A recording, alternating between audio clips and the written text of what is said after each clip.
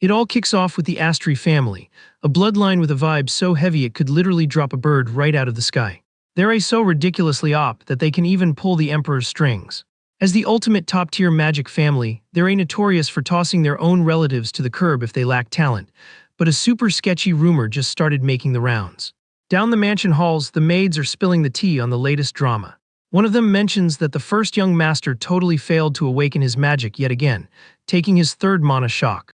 Just then, a butler rolls up while they're guessing if the second kid is gonna end up as the patriarch, and tells them all to zip it. Even so, the maid keeps running her mouth, figuring that after failing 3 times, it makes total sense that the heir completely lost his marbles. Annoyed by the audacity, the guy asks what the kid has been doing to make them think that. So the maid breaks it down. It all started 1 month ago when the young guy who had been bedridden finally woke up. The second he opened his eyes, he was mumbling a bunch of pure nonsense for a good while. Right after that, he sprinted out of the mansion like a madman straight into the backyard. Dropping to his knees, the kid literally started digging up the dirt with his bare hands in the pouring rain. After digging until his hands were totally raw, he finally yanked something out of the ground. Holding what looked like an absolute garbage weed, he acted like he just won the lottery. Shook by the bizarre story, the butler tries to process the fact that the heir was out there pulling weeds.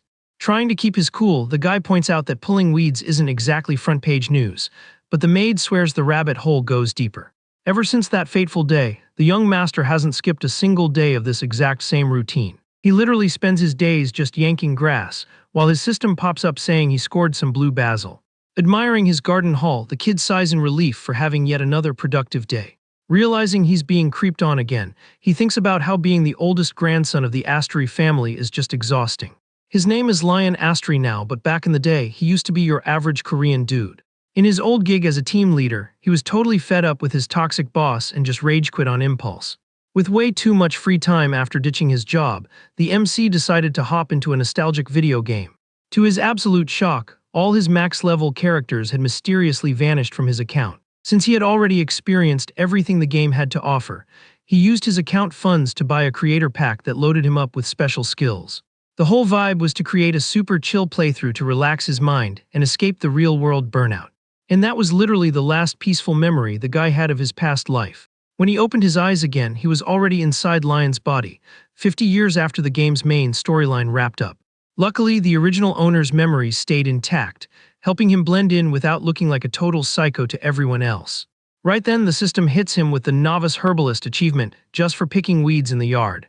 The system also gives him a heads up that he bagged 1,000 coins, unlocking an exclusive shop. Hyped about the upgrade, Lion does the math and figures if he keeps grinding, he can dip from this toxic house way sooner. He mentally high-fives himself that all the skills he bought in the pack are working flawlessly in this world. Deep in thought, the MC remembers that this body just totally flopped its magic awakening for the 3rd time in a row. Since the Astri family is hardcore merit-based, he knows he could get booted to the streets at any second and desperately needs to stack cash to survive. Digging through the thick brush, the kid suddenly spots something pretty epic hiding near a tree. Knowing he needs to buy some time, he actually considers sliding a bribe to the family patriarch to cool things down. Getting closer, the kid spots this crazy intense blue glow radiating from a plant. With his eyes wide open at the drop, he rushes in, totally convinced he just found a top-tier item. Yanking the plant out like a boss, he holds the glowing loot up in the air like an absolute trophy. The system panel pops up breaking down that it's a super rare 3-star special for. Right in the middle of his victory dance, his hype is totally derailed by a voice calling him from behind. Still buzzing from the epic loot, he turns around to see who crashed his farming session. Crouched in the grass, the MC gets super confused facing the intimidating figure standing right over him. The older lady named Sylvia stares down at the kid, noticing how hyper-focused he is on ripping weeds out of the garden. Playing it cool, Lion makes up an excuse and holds out the plant to test if the woman can see the glow. The lady replies that it just looks like a high-quality herb, making the kid double down and ask about the magic light. When he realizes she legit can't see the aura, he stays quiet while the lady brings up the gossip going around the staff. Super awkward about the whole thing, the kid pretends to agree while scanning the item in his hands more closely. He was literally just testing the waters, confirming that this special vision is a totally exclusive perk just for him. Cutting to the chase, Sylvia tells him they need to head back to the mansion for his scheduled meeting. The MC's blood runs ice cold when he hears that his grandpa wants to have a little one-on-one chat right now. This dude is notorious for being a ruthless boss, enforcing savage rules even on his own flesh and blood. As the living, breathing proof that the elite take everything, the old man is target number one that Lion needs to impress. Freaking out over the random summons, the kid tries to think fast, since he figured he'd just be ignored for being a scrub and hasn't even prepped his bribe yet. Right in the middle of the panic, a galaxy brain idea flashes through his mind. Real smooth, he asks the lady to pass a message to his grandpa that the visit is gonna have to wait a bit. With his survival strat locked in, the MC shows zero fear while asking the lady for this tiny favor. Far away inside a super bougie office, the butler is dropping the daily status report on the mansion's activities. Literally burning a document to a crisp in his hands, the patriarch looks visibly ticked off hearing that his grandson plays in the dirt all day. The servant adds that the kid's health is at 100%, but he still can't feel a single drop of mana. Extremely let down by the lack of talent in his own gene pool, Patrick Astery clicks his tongue in pure disgust. Having zero patience for this pointless update, the old man barks at the guy to get out of the room immediately. The second the door clicks shut, the family boss calls out the name of the woman hiding in the shadows of the office. Strolling over to the massive window, he asks if she has any clue what that brat is plotting right now. Boiling with rage, the old man vents that his grandson's weird obsession is already the hottest gossip among the entire staff. Sylvia casually replies that the kid's weed-pulling territory has expanded all the way into the nearby forest. But when she drops the message that the kid asked to push the meeting back, the old man completely loses his mind. Clenching his fist so hard it could break stone, he just can't handle the sheer disrespect of being left on read by his own grandson. Surrounded by intense flames, the patriarch orders her to tell the kid hell scorch the entire forest to ashes if he doesn't show his face right now. After his total meltdown, the leader tries to pull his intimidating vibe back together while crashing into his chair. Mumbling under his breath about the kid's audacity, he taps a glowing magic orb sitting on his desk. The crystal ball streams Lion on his grind, making the old man sigh in frustration over the pure waste of time. Meanwhile, back in his room, the MC is staring in absolute awe at the premium ingredients he managed to farm in the woods. Surrounded by a full-on alchemy setup, the kid gets ready to flip all those weeds into top-tier resources for his master plan. Flexing among the glowing tubes and flasks, Lion is mind-blown by the insanely high-end equipment just chilling in his room. He realizes the rich hair lifestyle is honestly on a whole different level to score gear this elite. Gripping some herbs, the MC bets heavily that his theory on how this world works is spot on. Sizing up the system's mechanics, he figures potion crafting has to rely on the same grindy, repetitive tasks as gathering ingredients. Proficiency kicks off at the apprentice tier and levels all the way up to a master rank that only 1% of creators ever touch. Tossing a handful of dried bugs into a cauldron, the kid totally gets that the final item's quality relies heavily on his crafting level. Not wasting a single second, he decides to mass-produce 100 potions at once and chug them all to power level like crazy. With a swift flick of the wrist, the young guy hovers his right hand over the boiling pot. A blinding light pops off as he commands the ingredient extraction with absolute laser focus. Just like that, a deep red liquid blasts out of the cauldron in a magical tornado. The thick fluid flies through the air and lands perfectly inside an empty glass vial. Flexing the full flask in his hands, Lion celebrates the epic success of his first minor healing potion. Downing the whole thing in one gulp, he gets super hyped realizing the premium gear makes the grind ridiculously easy. The second the glass hits the desk, the system tracks his novice alchemist achievement, ticking it to 1 out of 100. Riding that high, the kid tells his grandpa to hold his horses while letting out an evil villain laugh in the dark. The unhinged production line runs deep into the night until the system dings 99 out of 100. Slumped over his workbench, the kid lets out a massive groan of pure agony. Surrounded by dozens of empty flasks, he curls up in his chair, feeling like he's gonna hurl if he drinks one more drop. Holding the final dose, the young guy complains that spamming healing potions with a full HP bar is literal torture. Despite feeling totally sick, he tips the glass back and forces the red liquid down with pure willpower.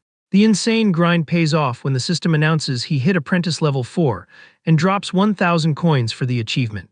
Checking out the specs on his freshly unlocked recipe, the MC feels like the RNG gods are finally on his side. Pumped for the new meta, the kid rolls up his sleeves and gears up for the main boss battle. Rare leaves and fresh roots get rapidly prepped on the workbench. While chopping up the mats, he mentions he spent the whole farming run theory crafting this exact plan. The biggest headache was figuring out the absolute perfect gift to appease the boomer patriarch. Since the guy is basically a walking nuke of magic and has top-tier healers on speed dial, gifting basic potions would be total trash. But the system hooked him up with a recipe for a special tonic, custom-made to cure mental burnout. Lion knows for a fact that his grandpa spends his entire life drowning in endless paperwork, with zero chill. But psychological burnout is a whole different beast that's been eating away at the old leader. Catching a super fresh scent, the kid watches the new brew bubbling in the cauldron, hoping for the ultimate bribe. A glowing blue vortex spins in the water, proving the craft is totally on track. Watching the liquid drip, he remembers this exact potion was just literal vendor trash in the original game. But experiencing it in VR real life makes crafting the item feel like a completely next-level mechanic. Being super careful, the young guy's hand cranks the equipment valve to tweak the pressure perfectly. Triggering the extraction, a blinding blue flash completely takes over the lab bench. The magic goes wild, pulling the liquid up in a flawless spiral. The tonics buff basically forces your brain to relive its happiest memories to heal mental fatigue. Steered by the kid's energy, the fluid condenses and dives straight into the flask. The system pings confirming the successful craft of the exclusive anti-stress item. Holding the final product, Lion sees he scored a 2-star rating, a super high rarity that'll do the job flawlessly. Locked in on the glowing flask, he realizes his own brain fog cleared up just from smelling the stuff. Right then, a massive pop-up blocks his vision, claiming he just crafted something completely impossible for his current level. Shook, the MC feels his entire body tingle as the magical allocation talent randomly awakens out of nowhere. Wrapped in an intense blue aura, he's totally mind-blown to find out he can finally micromanage his own energy perfectly. Streams of light course through the kid's veins as magic surges through every single fiber of his being. Standing right in the middle of his room, the air is flexing a massive presence that wasn't there 5 minutes ago. His pupils are literally glowing, mirroring the sudden awakening of his true op power. Staring at his own glowing hand, the MC feels firsthand what it's like to wield actual god-tier power. Closing his eyes, he lets out a chill sigh while letting the new buff sink. But the zen moment vanishes instantly, replaced by a totally unhinged, hysterical laugh echoing through the room.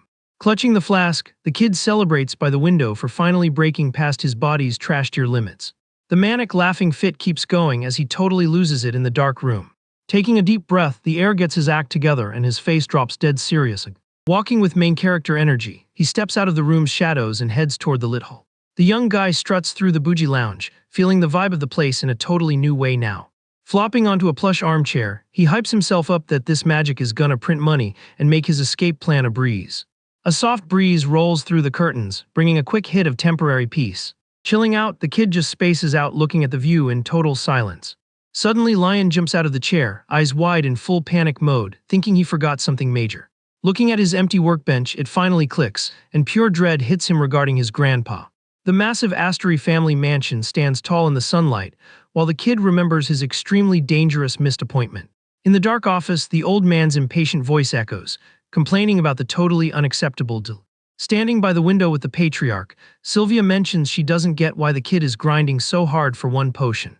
The family boss flexes about his glory days as a core member of the legendary hero squad. As the absolute top dog who could literally found an entire nation if he felt like it, he claims those titles are his true vibe. Ticked off by the whole thing, Patrick grumbles that he has zero clue what that fragile kid is actually trying to pull off. The lady tries to de-escalate the situation, pointing out that it's totally normal for a grandpa to stress over his grandson's health. The two chat while surrounded by ridiculously huge books in the leader's private library. Flashing back to the garden scene, the staffer swears the young master looked genuinely happy while touching grass. Facepalming hard, the old man claps back, asking what the point of happiness is if you're basically waiting to kick the bucket. With a super sad look, the woman agrees that surviving 3 magic shocks back-to-back was already a total miracle. Walking down the hall with an escort, the boomers agree that they just want peace and health for the kids' final days. 2 knocks hit the office door, completely killing the heavy mood between the veterans. Standing at the door looking stressed as heck, Lion finally shows up to face the feared patriarch. Standing dead center in the massive office, Lion apologizes to his grandpa for taking forever to show up. Chilling in his armchair, Patrick demands to know the holdup, considering his grandson got out of bed ages ago. Looking super nervous, the kid drops his head trying to find the right excuse to save his own skin. Then he spills that he needed to do some serious soul-searching after surviving that recent mana shock. Glancing over at Sylvia, the young guy reminds them that literally everyone in the family knows he has zero magic talent. The lady nods with a sympathetic vibe, confirming that even she's fully aware of that depressing reality. Staring at his own hands, the MC confesses that he used to totally deny that his hardware couldn't handle the software. He felt like the second he accepted that truth, it'd be game over for his spot in the Asura family. But then he whips out a dark flask and tells the patriarch that the meta has officially changed. Showing off the blue liquid, the heir swears the item is the result of finally accepting who he really is. Since he noticed the boss looking super burned out lately, he used his own skills to cook up this care package.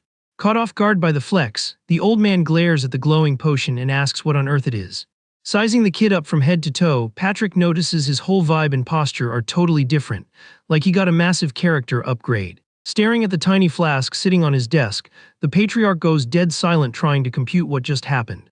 Then it finally clicks, and he realizes his grandson spent all that time playing in the dirt just to make him a gift. Touched by the pure wholesomeness, the old man can't hide how incredibly based he finds the kid's effort.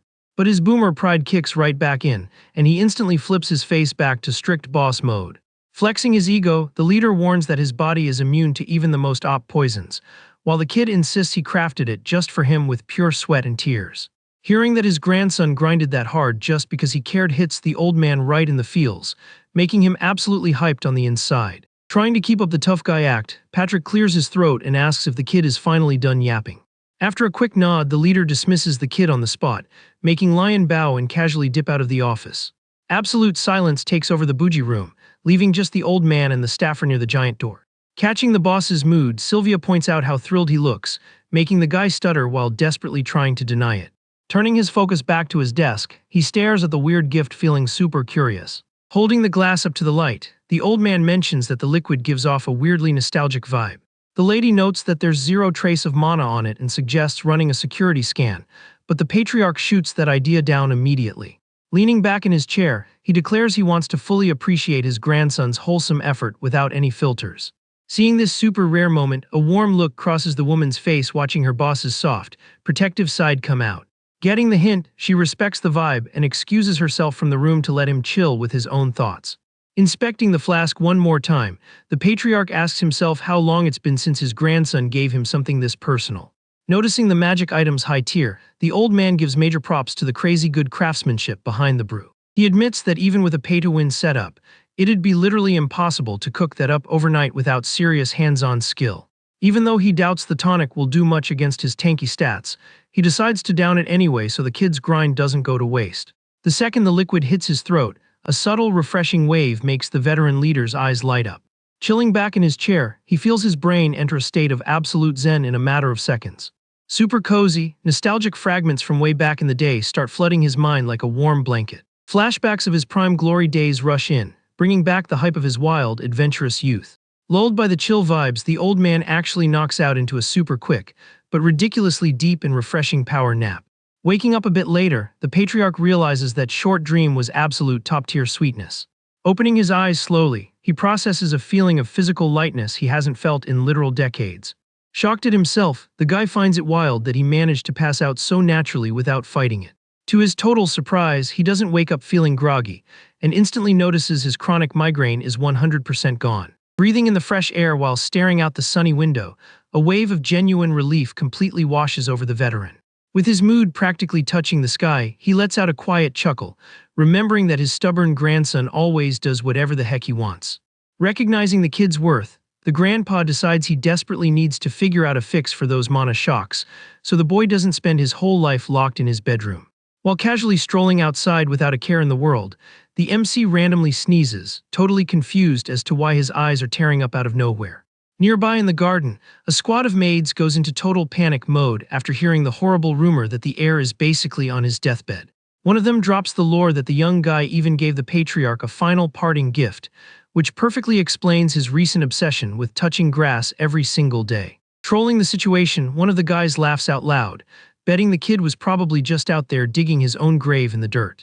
In that exact second, the wooden door slams open with extreme violence, jump-scaring the life out of the gossiper and totally wrecking his cool act. Carrying a massive laundry basket, Lion calmly announces he's just there to pick up the wash, making the staff scatter while sweating absolute bullets. In another quiet corner of the mansion, a helper slides up to a red-headed maid named Hannah to spill that yet another one of the young master's servants just quit. The guy points out that those same people used to constantly flex about their easy gig, since the heir was practically zero maintenance. Furious at the squad's total lack of loyalty, Hannah roasts her coworkers for abandoning the kid over some totally unverified rumor. She keeps ranting about everyone's garbage attitude after all the kids' kindness, until her coworker frantically points at whatever is standing right behind her. Turning her head out of curiosity, the redhead nearly drops dead from a heart attack when she locks eyes with the head maid standing right there. Flashing a slightly psychotic smile, Sylvia mentions she'd absolutely love to hear all the juicy details about this little story floating around the estate.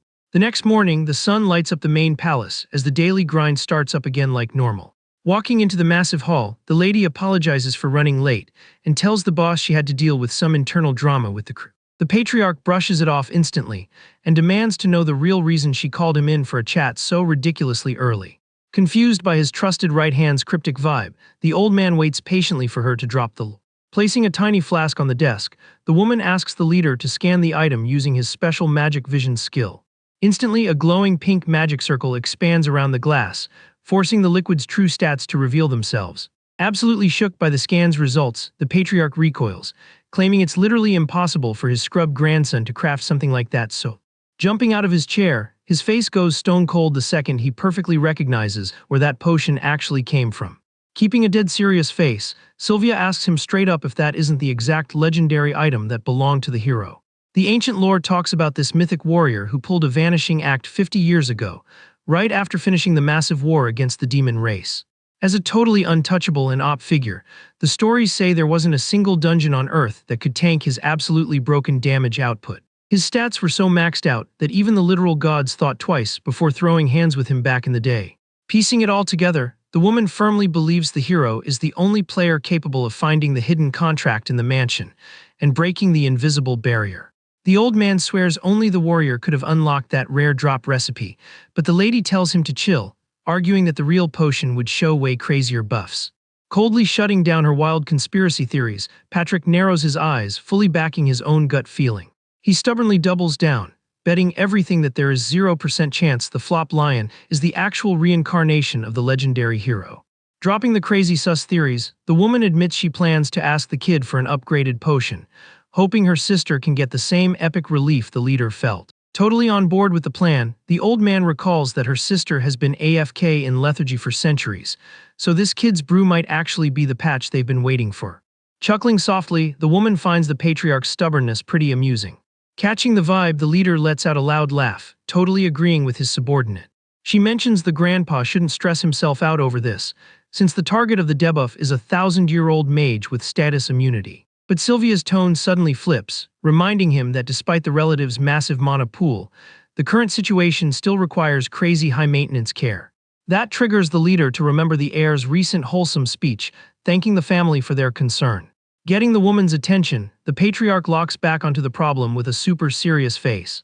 Cut to another day, Lion gets totally jump-scared when his grandpa calls him out for looking super stressed about something. Trying to play it cool, the leader denies stressing at all and calls the kid's guess complete garbage. Then the patriarch hits him with a relentless interrogation, grilling the heir on whether he slept like trash, skipped his workout, or ate something too heavy. Not letting up for a second, the grandpa instantly connects the dots, figuring out that all this anxiety is directly tied to the magic potion delivered the day before.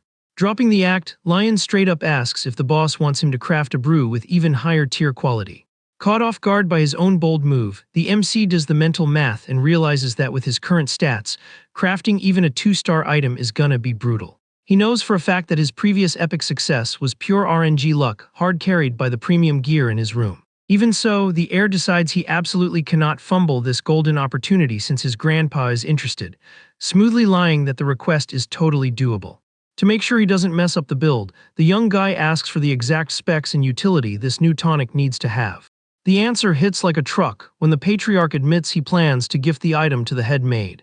Completely mind-blown by the drop, Lion instantly assumes the widowed boomer is simping for his staff, finding the whole dynamic ridiculously funny. Letting his imagination run wild, he totally gets the grandpa's lonely vibe, even though the boss angrily barks that it's absolutely not a romantic thing.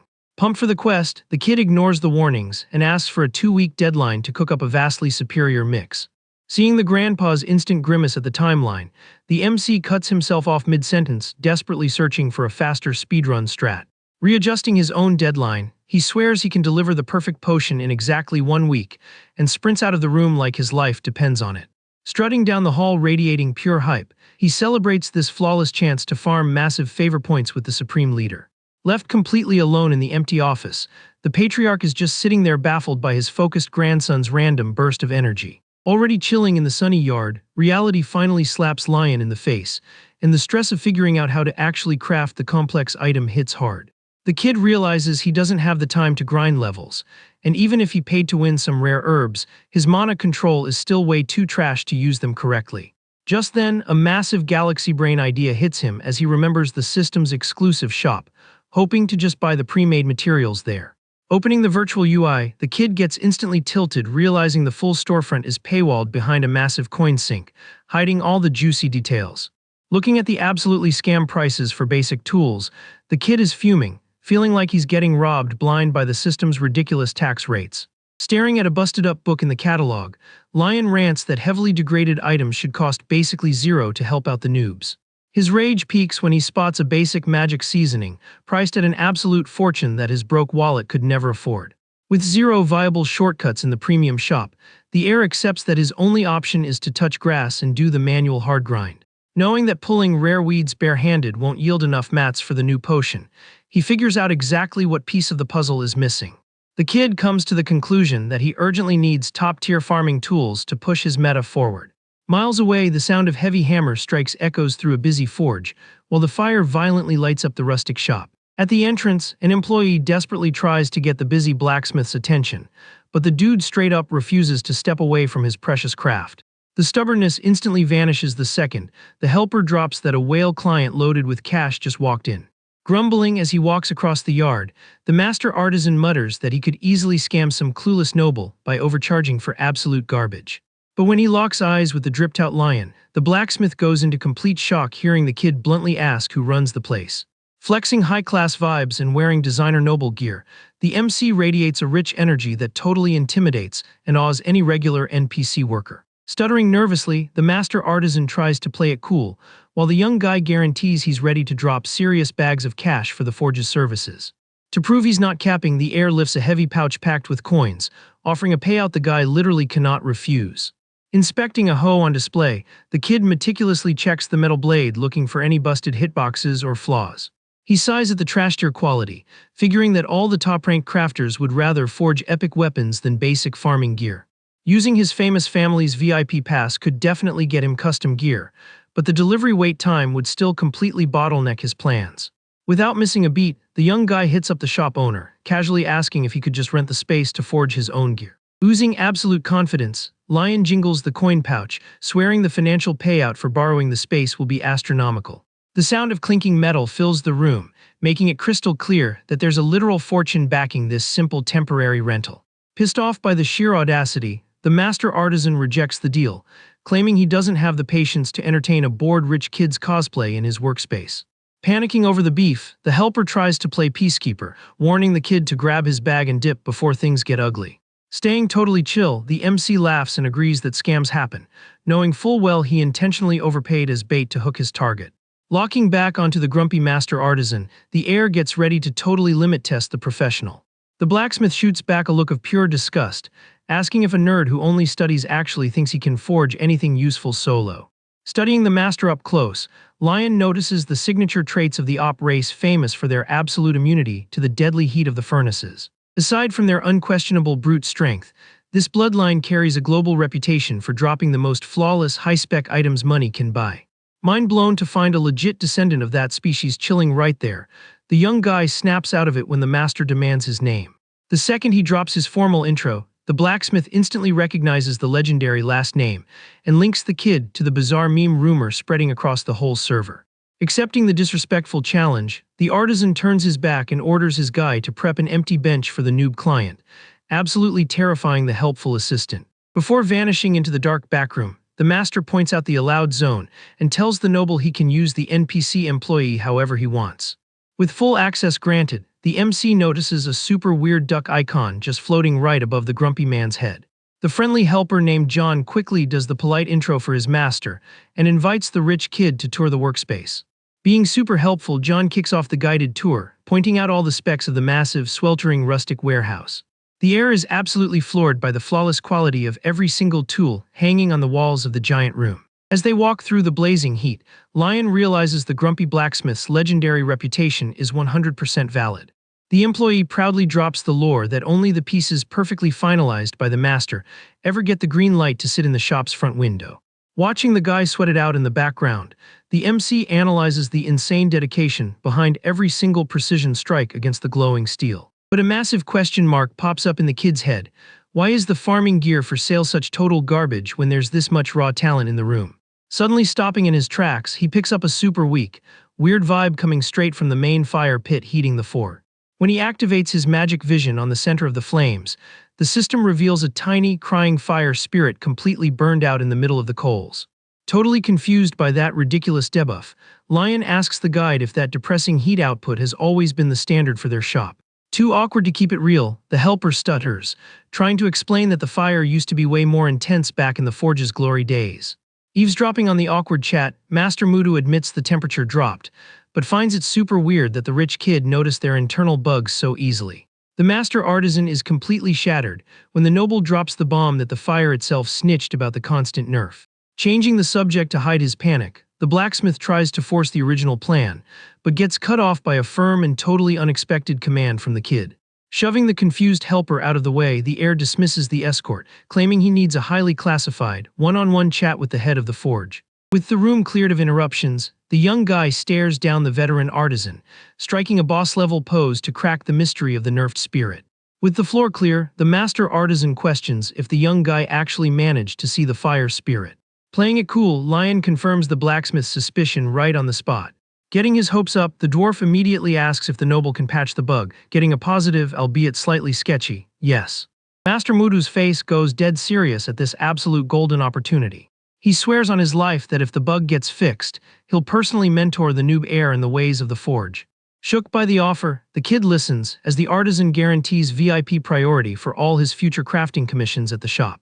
Since this is the most famous forge on the server, the MC knows scoring this exclusive perk is a massive W. Flashing a hyped smile, he accepts the deal with zero hesitation and tells the blacksmith to leave it all to him. Strutting up to the crackling furnace, the young guy scans the magic flame status with absolute confidence.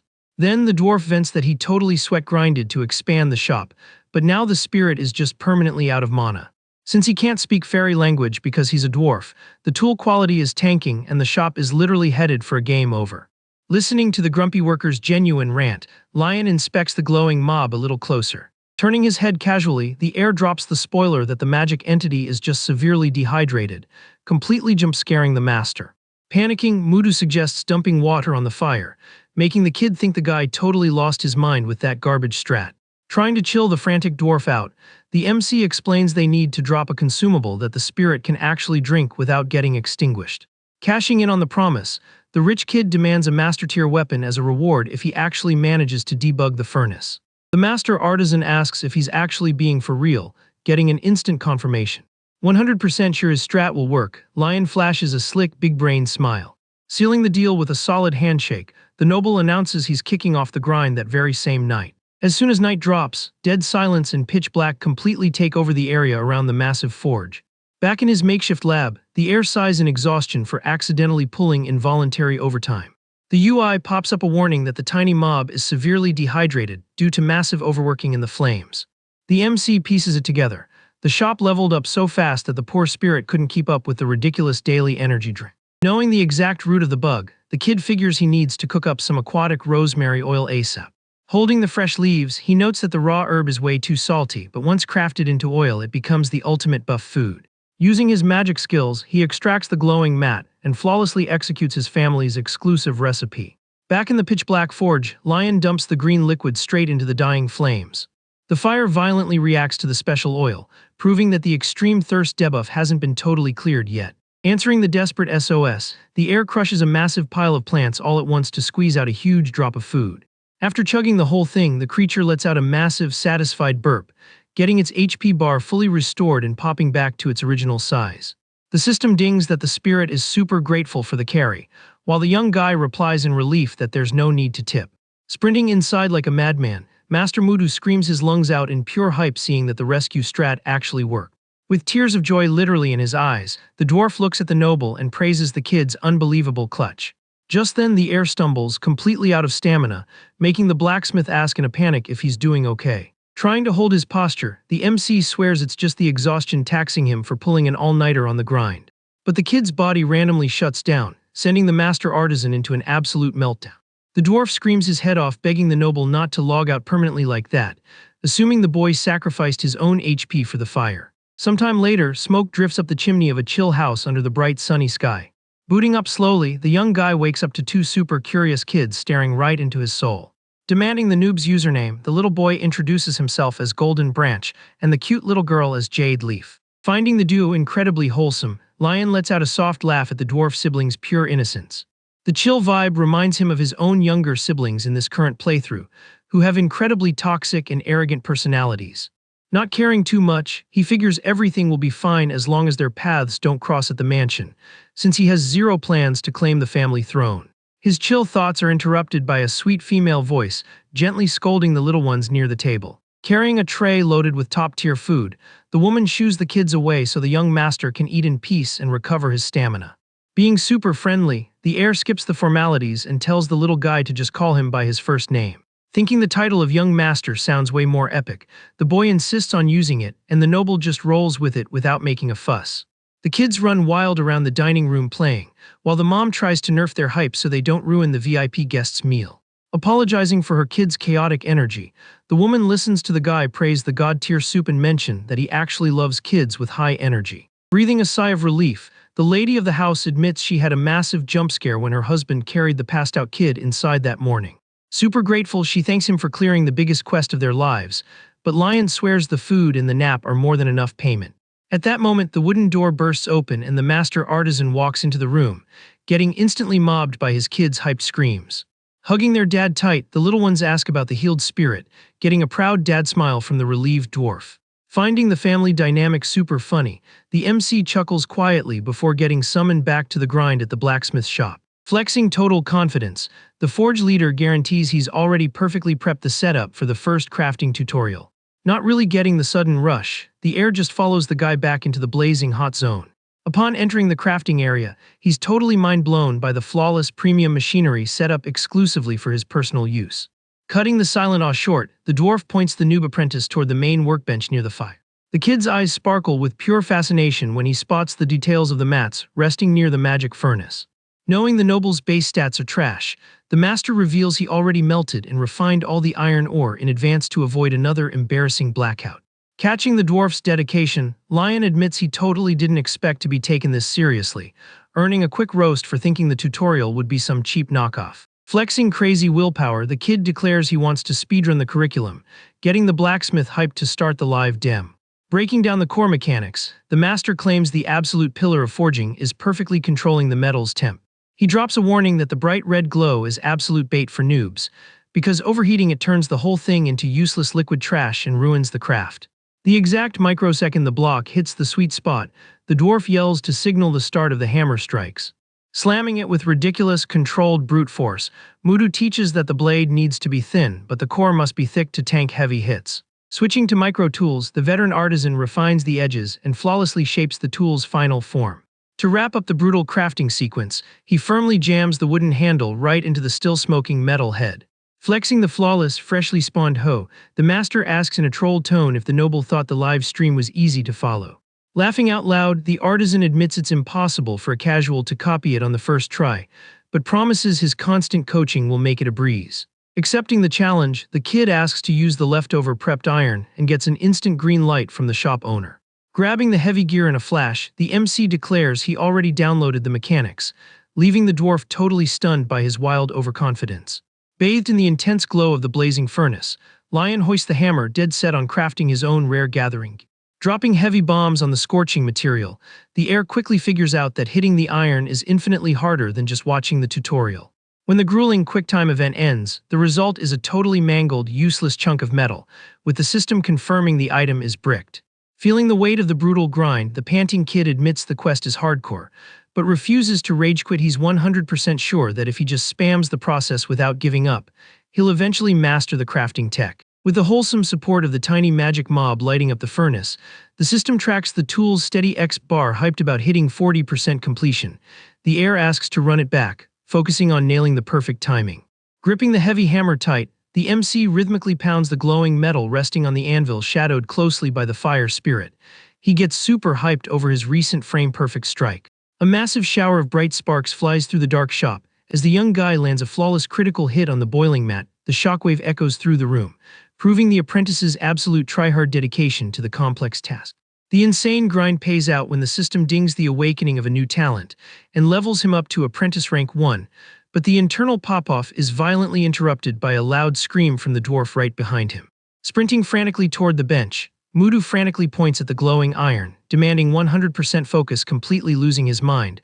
The master artisan orders the kid to use that exact material to finish the tool. Staring at the piece with absolute awe, the veteran forge leader admits the aura coming off. It is totally unique. He instantly realizes the ore's quality just got boosted to a completely different tier. Caught off guard by the veteran's extremely exaggerated reaction, Lion just stares at the dwarf, completely baffled and not really getting the hype. Following the grumpy blacksmith's frantic shot-calling, the heir jumps back into the grind. Focusing on polishing the items finished, the master micromanages every single hammer swing from the noob to make sure the drop turns out absolutely flawless. With the rustic blade finally hitting the perfect hitbox and cooled down just right, the young guy's hands jam the wooden handle in tight with one final, decisive shot. Hoisting the glowing tool in the air like a championship trophy, the kid goes wild with joy for hitting 100% perfection, spawning a hoe enchanted with pure magic power right behind him. The dwarf practically collapses from sheer pride. Unable to contain his genuine hype, the blacksmith declares the crazy noble actually has totally broken talent for this, still a bit sketchy on his own stats.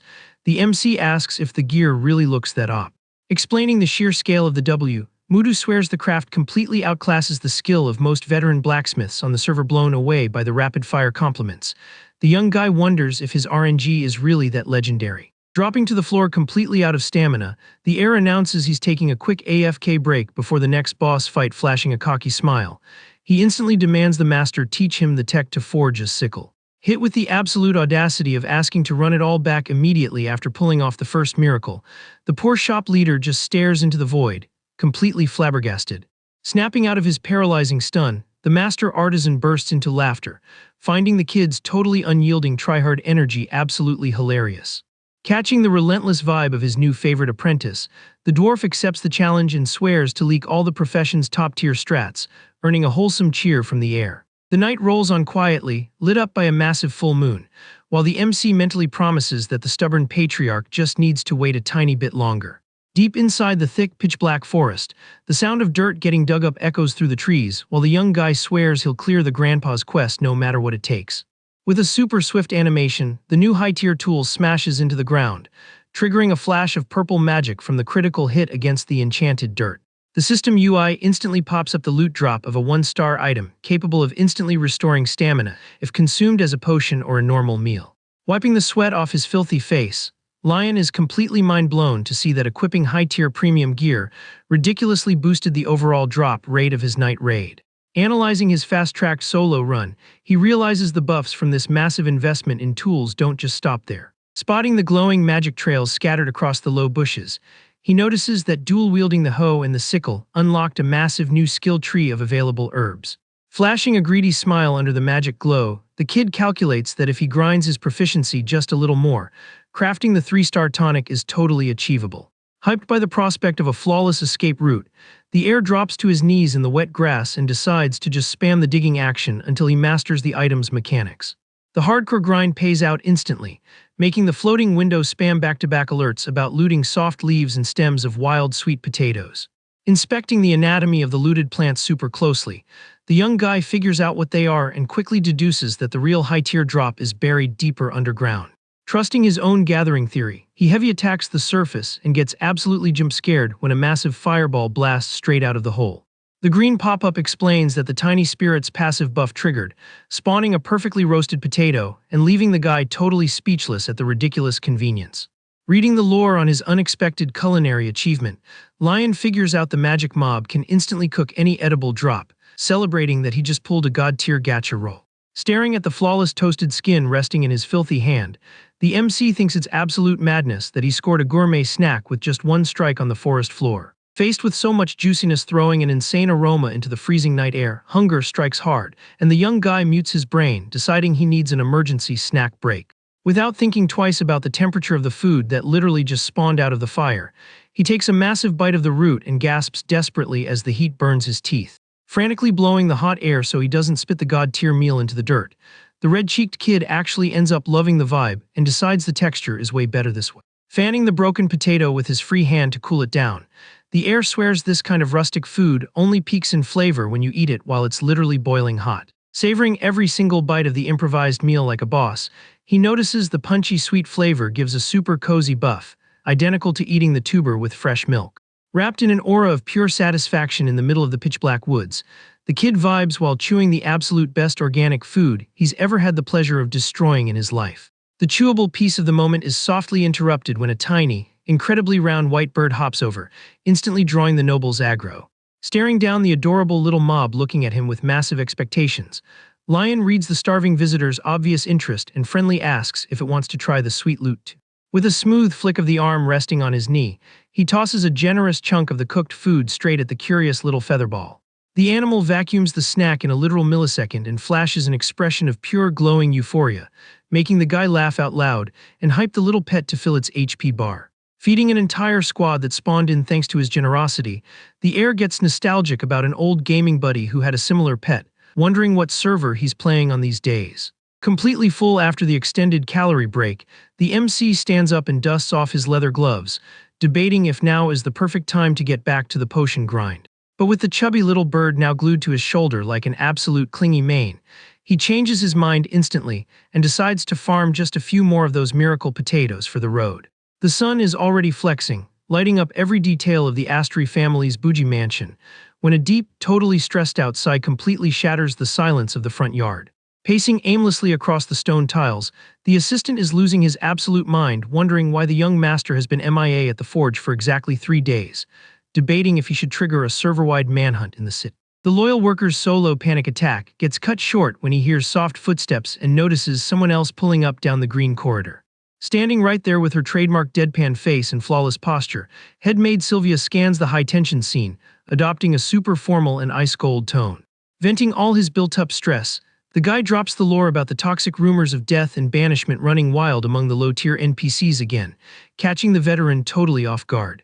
The heavy chat gets deleted instantly when Lion spawns in, waving and smiling like crazy, covered in grime from head to toe and carrying a basket of weeds, to the absolute horror of the panicking assistant. Horrified by the noble's absolute trash-tier visual walking through the pristine yard, the lady asks what literal disaster happened to make him look like that, but he just casually drops that he feels amazing. Flexing the most chill, good mood energy ever, the MC totally brushes off the thick layer of dirt ruining his designer clothes like it's just a minor bug in his daily routine. Faced with the scuffed air radiating full HP, the house's strict disciplinarian loses her voice for a sec, trying to process how the boss of the noble bloodline downgraded into a careless peasant. Shifting focus from the actual visual nightmare, the trembling assistant points at the tiny, round white creature just chilling without a single care in the world right near the kid's neck. Spotting the little bird singing happily while perched on his filthy gear, the young master himself asks in a super fun, innocent tone since when the little fluffball decided to hitch a free ride all the way home. Totally done with this cringe scene unfolding in the middle of the estate's spotless lawn, Sylvia pulls aggro on the air using her famous, feared scolding voice. Guessing the massive lecture that was loading up, Lion gently interrupts the lady and straight up asks if she heard the classified leaks from the patriarch's own big mouth. Scratching his neck, looking super awkward about the leaked lore, the kid grumbles that his grandpa couldn't hold back his hype and totally ruined the element of surprise for the bribe strat. Not really understanding the guy's sudden letdown, the lady listens as he declares the 1-week promise is still totally on and confirms he farmed all the necessary mats. Slightly moved by the dirty kid's genuine tryhard energy, Sylvia asks in a hesitant tone if he really managed to farm the super rare drops, getting a hyper-confident yes right back. Clutching the premium basket to his chest, the MC does a 180 and sprints back toward the lab, begging her to hold on to her hype because the delivery is gonna be a speedrun. Without dropping his sprinting momentum, Lion turns his head and orders the stressed assistant to chill out and return to his normal NPC tasks, instantly silencing the poor servant's hesitations. Watching the kid vanish toward the main building looking like a literal fugitive, the lady screams in a panic, demanding he at least stop running and apply a healing potion to his skin debuffs. Watching the young master's clumsy avatar shrink into the background of the estate, the head maid sinks into a deep silence loaded with heavy calculations. Tripping down her own lonely memory lane, the old witch considers that 0 standard potions work on her race, wondering how the leader tried to patch that plot hole for his dedicated grandson. Having closely monitored all those dark, late-night hours when the kid coughed his lungs out in bed, she secretly stacked a massive, protective soft spot for that poor, fragile child of the ruthless dynasty. Fondly looking back at the glowing memory of the kid smiling full of life with a flower crown in his hands, the woman admits that this whole weird meta sparked a tiny, funny glitch of hope in her stone-cold heart. The visual of the massive dark cauldron bubbling with mats takes over the veteran's rational brain, while she still highly doubts the actual RNG chances of that teenage miracle pulling through.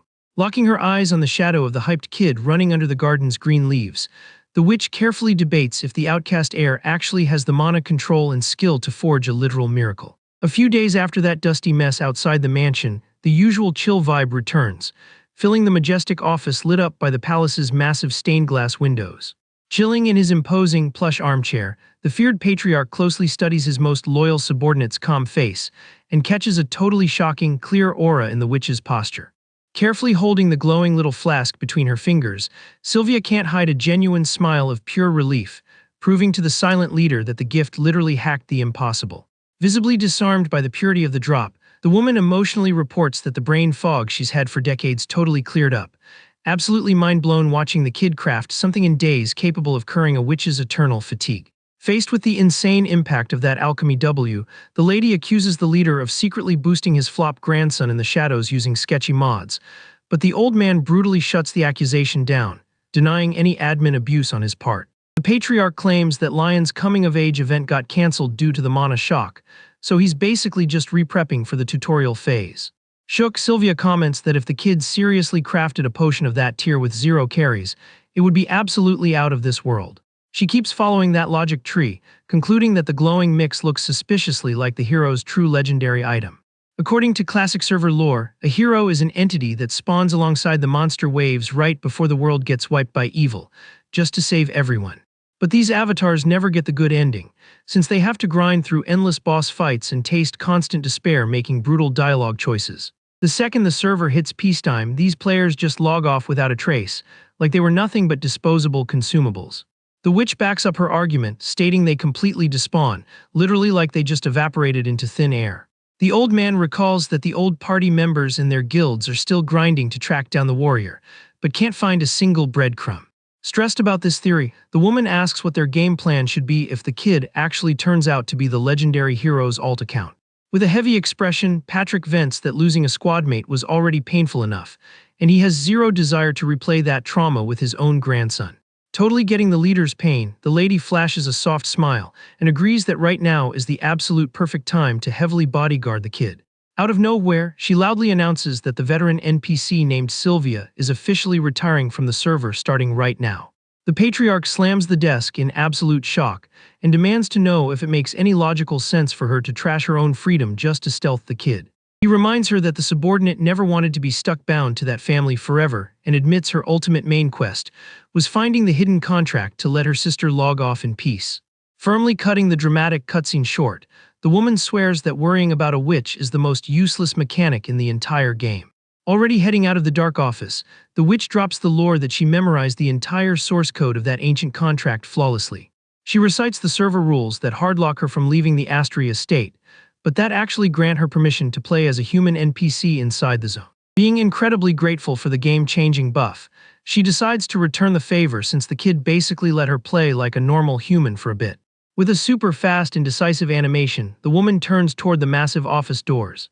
Popping her true, stunning, and fully restored form, the sorceress promises she'll gladly stick to the kid like glue as his personal bodyguard. The afternoon sun beams down on the massive Astri estate, while the gossip train starts running at full speed. Down the luxurious palace halls, the patch notes that a brand new maid just spawned and spread like wildfire among the NPCs. Chilling in his personal office, Lixel Asteri, the family's second son, gets jump-scared hearing that the newbie is the older brother's exclusive personal servant. This kid is a completely unprecedented prodigy and the fastest speedrunner in history to hit the fourth circle of magic, making him the obvious future heir to the throne. In a ton of ways, he's the player who mirrors the ruthless patriarch the most, min-maxing his own youth into an incredibly lethal weapon. For someone as hyper-focused and analytical as him, the random spawn of this new staff member immediately throws up massive red flags. Scanning the logs closely, he finds it super weird that the old head maid just randomly logged off and got instantly replaced, 100% sure there's a massive glitch in this story. The prodigy mage starts reviewing the super sus events that went down in the mansion the night before. In the dark of his bougie room, he notices Sylvia's hype and asks if she's really retiring. Hearing the woman confirm she just came to say GG and goodbye for good. Radiating contagious energy, the witch drops the spoiler that the potion delivered by the young master pulled off literal miracles on her aging avatar. Completely stunned by that absolutely unhinged lore drop, the family genius admits his processor still can't handle all that data. Catching his obvious skepticism, the veteran staffer suggests the kid go verify the stats with his own eyes, reminding him that he used to love trailing his older brother when he was a noob. Visibly cringing at the nostalgic and embarrassing flashback, the blonde looks away and grumbles that it happened ages ago. Letting out a highly mysterious laugh, the woman swears it's all absolute facts, totally baiting the kid in case he gets curious later. Snapped back to the bright present of the room, Lixel figures it honestly wouldn't be a trash strat to stealth follow his older brother's routine for a full day. Glancing at the docs on his desk, he admits he couldn't cancel Sylvia's exit because she looked way too relieved, finding it literally impossible that his flop brother is the one responsible for the buff. Driven by a relentless, stubborn curiosity, the mage jumps out of his chair and equips his heavy coat to go fact-check the lore himself. Power walking with absolute purpose down the halls, he remembers a server rumor claiming the heir has been spending massive AFK time in the forest zone. Far from the noisy, high-end mansion, night has completely taken over the massive, creepy magic forest area. The youngest brother navigates the dense woods super carefully, complaining to himself that the map is still totally terrifying and doesn't even have a decent path programmed in. Not understanding his brother's trash taste in locations, he rants that there's zero appeal out here, considering any alchemy mats could easily be auto-farmed by the NPCs. Suddenly, the loud, repetitive sound of heavy attacks smashing into the dirt pulls the lost kid's aggro. Pushing the thick branches away with his moonlit hands, the mage stealths forward toward the sketchy noise. Hitting a damp clearing, he gets a massive jump scare spotting a figure kneeling right in the filthy dirt. Analyzing the perfectly familiar silhouette in the dark, Lixel is completely lost trying to compute what his rich brother is actually grinding for in the middle of the woods. Totally unaware that he's being spectated from a distance, the MC opens his mouth and takes a massive bite out of the root he just yanked from the ground. Horrified by the gross cutscene, the youngest brother dashes in, firing up his magic aura, and orders his brother to cancel that action immediately. In a terrifyingly fast blink, the young genius grabs the heir's wrist and screams in panic that he absolutely cannot consume a consumable with such garbage hygiene stats. The random jump scare hits so hard that Lion lets out a high-pitched scream of pure terror, completely fumbling his precious food from his gloved hands. The roasted item falls, spinning in slow motion straight toward the freezing forest floor. Dropping to his knees in the wet grass, the kid screams in absolute agony watching his flawless sweet potato get completely crushed and bricked. Boiling with rage over the tragic loss of his sweet loot, the MC whips around demanding to know which psycho just interrupted his late-night snack break. But all his rage gets instantly muted the second he recognizes the moonlit avatar standing right behind him. Mortified by the highly embarrassing family encounter, the mage tries to hide his massive regret for totally blowing his own stealth mission. Reading the youngest kid's stressed face, the heir quickly jumps to the wrong conclusion that the boy crossed the entire forest map just to spectate him in the middle of the night. His paranoia kicks into overdrive, and the guy falsely assumes his little brother was sent by the family admins to track his coordinates. Awkwardly clearing his throat, the genius apologizes for the random magic cast, but defends his play saying he had to block the consumption of such an unsanitary item. Confused by the nerdy explanation, Lixel asks in a super academic tone if he's talking about the Startrich root harvest, leaving the older brother completely speechless. Mind blown by the absolute zero culinary culture in a noble build, the MC asks in pure shock if the prodigy has literally never eaten a basic potato in his entire playthrough. Shaking his head in pure pity, the kid claims the preppy nerd is missing out on the best meta in life, while the blonde thinks it's a massive over-exaggeration. Taking friendly control of the lobby, Lion tells the younger kid to take a seat and chill for a sec, while he mines a few more food drops nearby. Right before launching into his brute force excavation, he flashes a troll smile, remembering that his little brother is an absolute grandmaster at controlling fire magic. The prodigy confirms, totally offended, that he easily solos the technique, immediately getting hit with a cheeky request to improvise a hot campfire. With zero escape routes, the noble mage ends up igniting the glowing flames and just sits patiently on the old log waiting for his crazy brother to respawn. Returning victorious with his inventory full of dirty roots, the heir happily asks if the fire is finally ready for use. Skipping all the fancy crafting steps, the MC just yeets all the mats straight into the high flames, completely jump-scaring the kid with his bizarre unga-bunga cooking style. Stuttering non-stop from the stress, the blonde asks if the food isn't gonna instantly turn into a charcoal brick, but gets quickly calmed down when told the thick skin perfectly tanks the heat to protect the inside. A super cozy silence takes over the clearing, while the two brothers wait for the snack to roast under the warm buff of the night fire. Watching the intense, dancing flames, the genius mage completely zones out into his own thoughts, weighed down by the insane pressure and noble responsibilities. Catching the massive debuff of tension stacked on the youngest kid's shoulders, the older brother scans the boy with extreme empathy. To break the ice of that heavy atmosphere, the MC decides to launch a chill dialogue tree to reset the vibe. Flexing some unexpected maturity, he drops the advice that logging out of the brutal daily grind once in a while and trying a totally new side quest is an op strat for clearing mental fatigue. Lion keeps the deep talk going, saying that grinding for constant leveling is cool, but going AFK to take some me time is just as crucial for your HP, making the blonde softly agree. Catching the sweet aroma buffing the freezing air, the kid pokes the hot roots with a stick and super hypedly announces that it's finally time to taste the forest's exclusive drop. Holding the piping hot food super carefully so he doesn't take burn damage to his hands, the prodigy mage snaps the shell in half and gets ready to taste the rustic, sweet snack for the very first time. Lixel takes his first bite of the rustic snack and is absolutely mind-blown by the flavor bomb that hits his taste buds. Chewing hyped up, the youngest bro admits the taste is seriously god-tier, listening to his brother confirm that those are the legendary banana sweet potatoes. Even though their family's server is usually warm, the forest nights drop to freezing temps with heavy wind, creating the absolute perfect weather to trigger the craving for hot food buffs. Being the ultimate combo of natural sweetness with a cozy vibe, these roasted snacks become the absolute best strat to survive the biting midnight cold. Demolishing the roasted potato like there's no tomorrow, the blonde proves he has a monster appetite, exactly like the MC predicted. Watching the cutscene, the older brother remembers that guys that age usually eat like literal black holes, flashing back to his own student days, where he'd vacuum up anything in sight with zero hesitation. But the prodigy randomly chokes and completely freezes on the spot, pausing his desperate binge-eating session. Staring at the massive pile of empty skins dumped on the ground next to the fire, he's totally shell-shocked, trying to figure out when he actually managed to consume that much food. Super satisfied, Lion mentions it's a huge W that the food passed the mage's high-tier taste check, but the kid awkwardly stutters trying to reroute the dialogue. Agreeing super shyly, the youngest bro hears the heir hype him up to eat as much as he wants, since he's been grinding so hard and carrying the family in his place this whole time. The MC keeps dropping wisdom, stating that while having the sickly debuff is undeniably brutal, it's equally painful for the people who are hard-locked into just standing there watching without being able to assist. Going fully transparent, Lixel swears he never ever viewed taking on those noble quests as a debuff on his busy playthrough. Staring straight into the crackling fire, the kid doubles down that he never blamed his older brother for the zero magic stat, but pauses his own voice line for a second. Locking back into the chat, the mage confesses that honestly he's a little bit jealous of the firstborn, since he has literally the one exact trait that his own build is missing. Instantly panicking, the prodigy waves his hands desperately, justifying that it doesn't mean he's tilting over his own rank, swearing he'll keep sweating for the dynasty and hearing that just doing that is more than enough.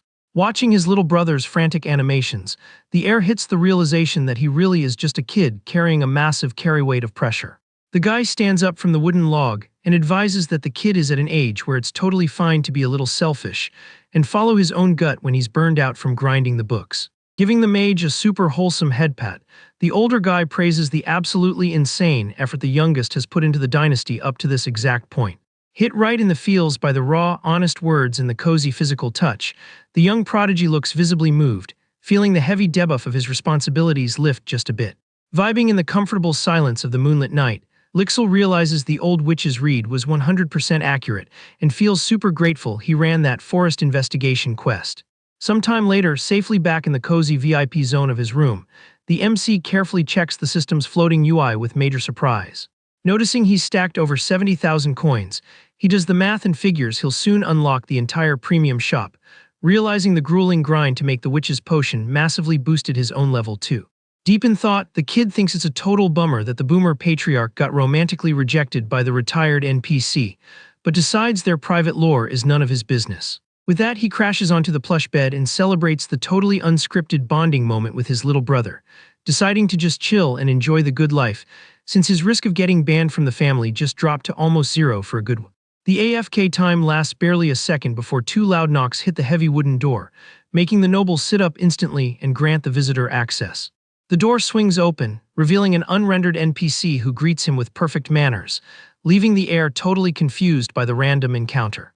Skipping the filler, a drop-dead gorgeous girl with black hair and designer clothes introduces herself as Elvia, his new exclusive maid, but the guy instantly picks up a massively dangerous and sus aura coming off her. Connecting the lore dots at lightning speed, he figures out the true reason behind the old head maid's sudden logout, deducing it's totally standard for a fantasy server to have other races stealthing among the human faction.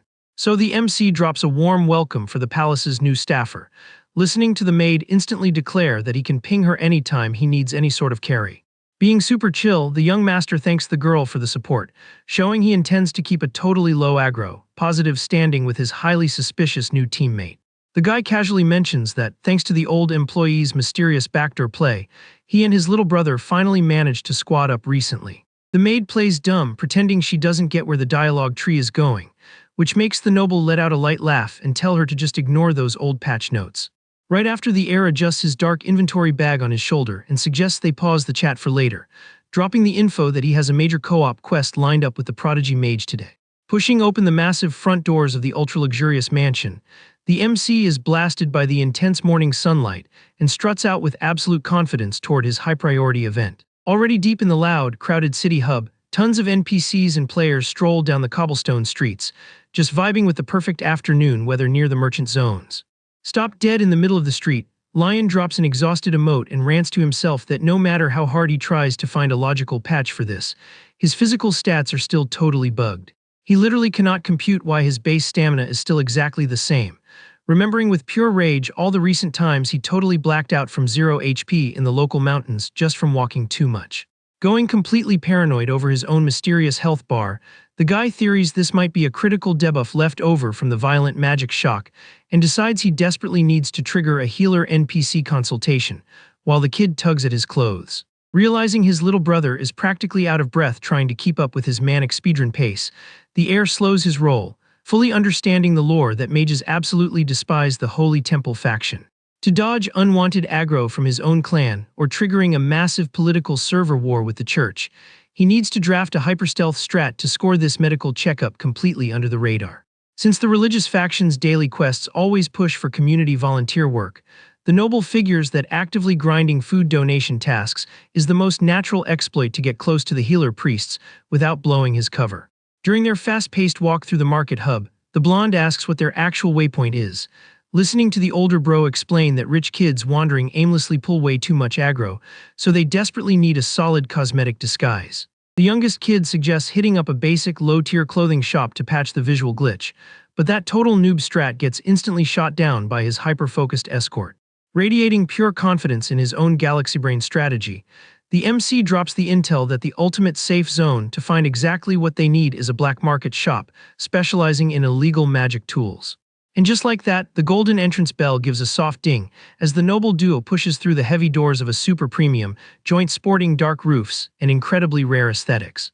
Inside the exotic vendor space, the prodigy mage scans the refined, dark interior of the lobby, his academic brain absolutely flooded with curiosity. Completely mind-blown, the youngest kid mentions he's explored this entire server zone and never once guessed a secret instance like this existed here. Listening to his brother explain that the lobby is locked exclusively for a niche underground player base. Skeptical of the older guy's super shaky tone regarding the actual legality of the loot on display, the kid claps back with pure sass, pointing out that the word probably really shouldn't be part of that weak-ass excuse. As a failed attempt at damage control, Lion instantly redirects the aggro and starts critiquing the absolutely bizarre variety of items sitting on the shelves. Inspecting the highly questionable utility gear locked behind the glass, the heir complains that all these weird gadgets look like they were explicitly modded just to help bored kids grief the server. With a super awkward fake cough to mask his guilt, Lixel openly confesses that he unlocked the waypoint to this sketchy shop back when he was still grinding levels at the Strict Magic Academy, earning a roast from his brother for finally catching on to the preppy nerd's rogue side. The youngest mage acts totally offended, swearing that the micro-gadgets are actually insanely meta and practical, immediately backed up by a deep, hyper-energetic shout coming straight from the main vendor desk. Behind the heavy wooden counter, the exotic and hyped shop owner polishes a glass mug, while flexing that he literally has every single item in the game hidden in his stash, except for miracle potions to fix a bald head. Getting straight to the business transaction, the MC ignores the jokes and announces they are actively hunting for top-tier cosmetic body disguises, making the loud vendor escort the Rush duo straight to the correct section away from the spawn point. Squeezing through the narrow aisle packed with shelves loaded with glowing, floating trinkets, the vendor proudly points out that this entire zone is hard-coded exclusively for miracle stealth camouflage tools. The weird loot ranges from cheap, basic bracelets that only slightly tweak the user's base visual aura, to secret magic insoles explicitly crafted to boost the player's height stats without triggering any red flags. The chubby shopkeeper points like a pro at the secure back shelves, explaining that the premium gear capable of literally overwriting the user's base hair color is stashed there, but drops a warning that the flawless RNG comes with an incredibly salty price tag. Hooked by the ultra-luxury stealth options, the two nobles stare absolutely mesmerized at a breathtaking golden hair clip resting like a boss on a dark velvet cushion under the display lights. The item description plaque details that the op hair accessory can flawlessly spoof even the client's eye color for 10 straight hours, promising to perfectly bypass even the user's own blood relatives' detection checks. Faced with a drop this god tier that perfectly slots into their high-risk temple invasion strat, the brothers exchange a look packed with pure synergy, sharing the exact same mischievous hype for the ultimate purchase. After dropping a massive stack of hard-earned coins on the wooden counter, the duo exits the instance, hearing the loud vendor beg the whale clients to come back and spend more later. Already outside on the lit-up sidewalk, Lion answers his new brother's question, swearing he found the whole run super fun and plans to log back in later to explore the rest of the sketchy loot pool. Rummaging through the heavy loot bag, the heir spots a few random bonus items tossed in with the premium boxes, mentioning that this shady vendor usually doesn't have a reputation for being this generous to new accounts. But his chill, walking simulator expression violently flips into absolute shock when he identifies the truly broken stats hidden inside that dusty little bonus item. Holding the ultra-rare Master Artisan Repair Kit in his pale hands, the kid completely loses his mind for scoring a drop that infinitely outscales the actual expensive disguise, figuring the insane freebie only happened because of the item's trash tier cover. Riding the massive high of his random RNG luck, he hands over some of the crazy expensive gadgets as a gift straight to the youngest kid, who refuses to believe the drop rates and nervously asks if he can really keep those god-tier items for zero cost. Totally ignoring the polite kid's programmed hesitation, the MC just practically suggests they duck into an empty alleyway nearby to run a live test on the expensive new gear's actual mechanics. The hidden passive of the luxury clip activates instantly, radiating a bright blue magic aura that completely consumes and drastically overwrites the family prodigy's light hair color and eye intensity. Absolutely amazed by his own newly rendered dark hair, the mage is deeply impressed by the flawless and terrifying quality of the illusion, since the bizarre buff completely remeshes his avatar to look like a standard NPC civilian. With the duo now rocking an uncrackable stealth build and ready to blend into the chaotic city hub, Lion confirms that the flawless result is more than enough for their high-risk master plan and pings his partner in crime to keep walking toward the final waypoint. The exact drop zone turns out to be the door of a massive, incredibly loud watermill, leaving the prodigy completely lost on the weird logic of spawning at a basic industrial zone when the actual main quest was supposed to be wholesome volunteer work. The young master patiently explains that the ultrafine flour grinded at this exact spot is one of the family's most high-value holy donations for the server's low-level players, highlighting that the fresh bread baked with it is a literal culinary legendary drop. Flexing a super slick new vibe with his disguise, the heir mysteriously drops the lore that the flawless quality of the artisanal dough is just the tip of the iceberg, revealing there's a massive, hidden objective behind this tactical visit.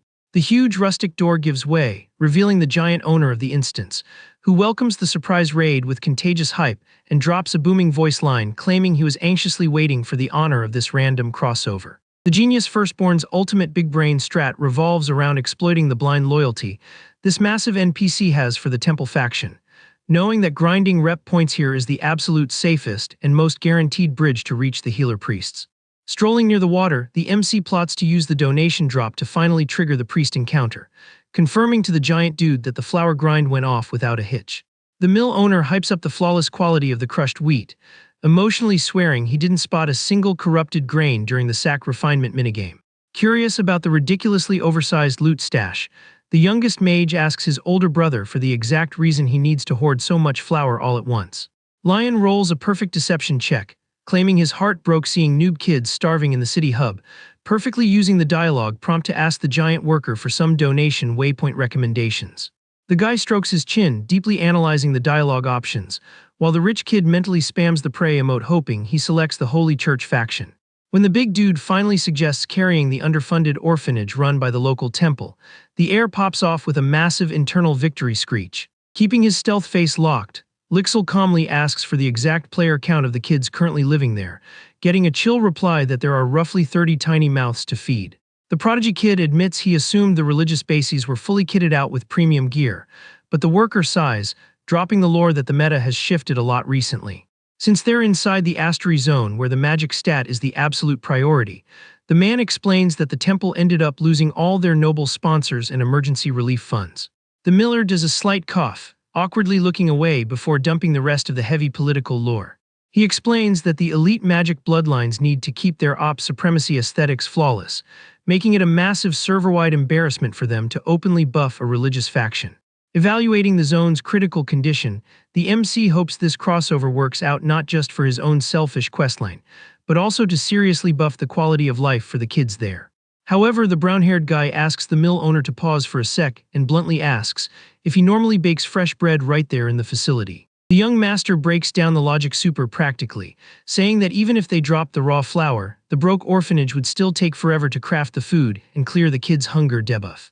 Pumping his fist with max hype, he suggests they just speedrun baking the bread right now so the little guys can consume it instantly, getting the miller totally hyped as he flexes his own custom recipes. The prodigy stares at his older brother in pure awe, completely mind-blown by his insane empathy stat to catch those tiny social cues that totally flew under his own radar. Flashing a super gentle and proud smile, the kid comes to the conclusion that the heir's playstyle is incredibly thoughtful and totally top tier. Lion rolls up his sleeves super hyped to instantly jump into the manual kitchen grind, getting immediate backup from the disguised mage who accepts the co-op mission on the spot. With the sun lighting up the old stone mill's rustic textures, they decide to trigger the charity baking event right there without wasting another frame. Inside the heated kitchen zone, the virtual UI starts tracking the premium materials sorted and stacked on the wooden counter. Scanning the massive pile of wheat flour, the heir does the math and realizes that 2-star special olive oil is gonna guarantee an absolutely god-tier flavor buff for the recipe. The giant baker grabs the duo's aggro and loudly announces that today they'll be running the house's classic whole wheat bread strat. Radiating pure confidence with clenched fists, he swears it's a super easy and delicious craft, telling the noobs to test their mechanics on a smaller batch of dough first.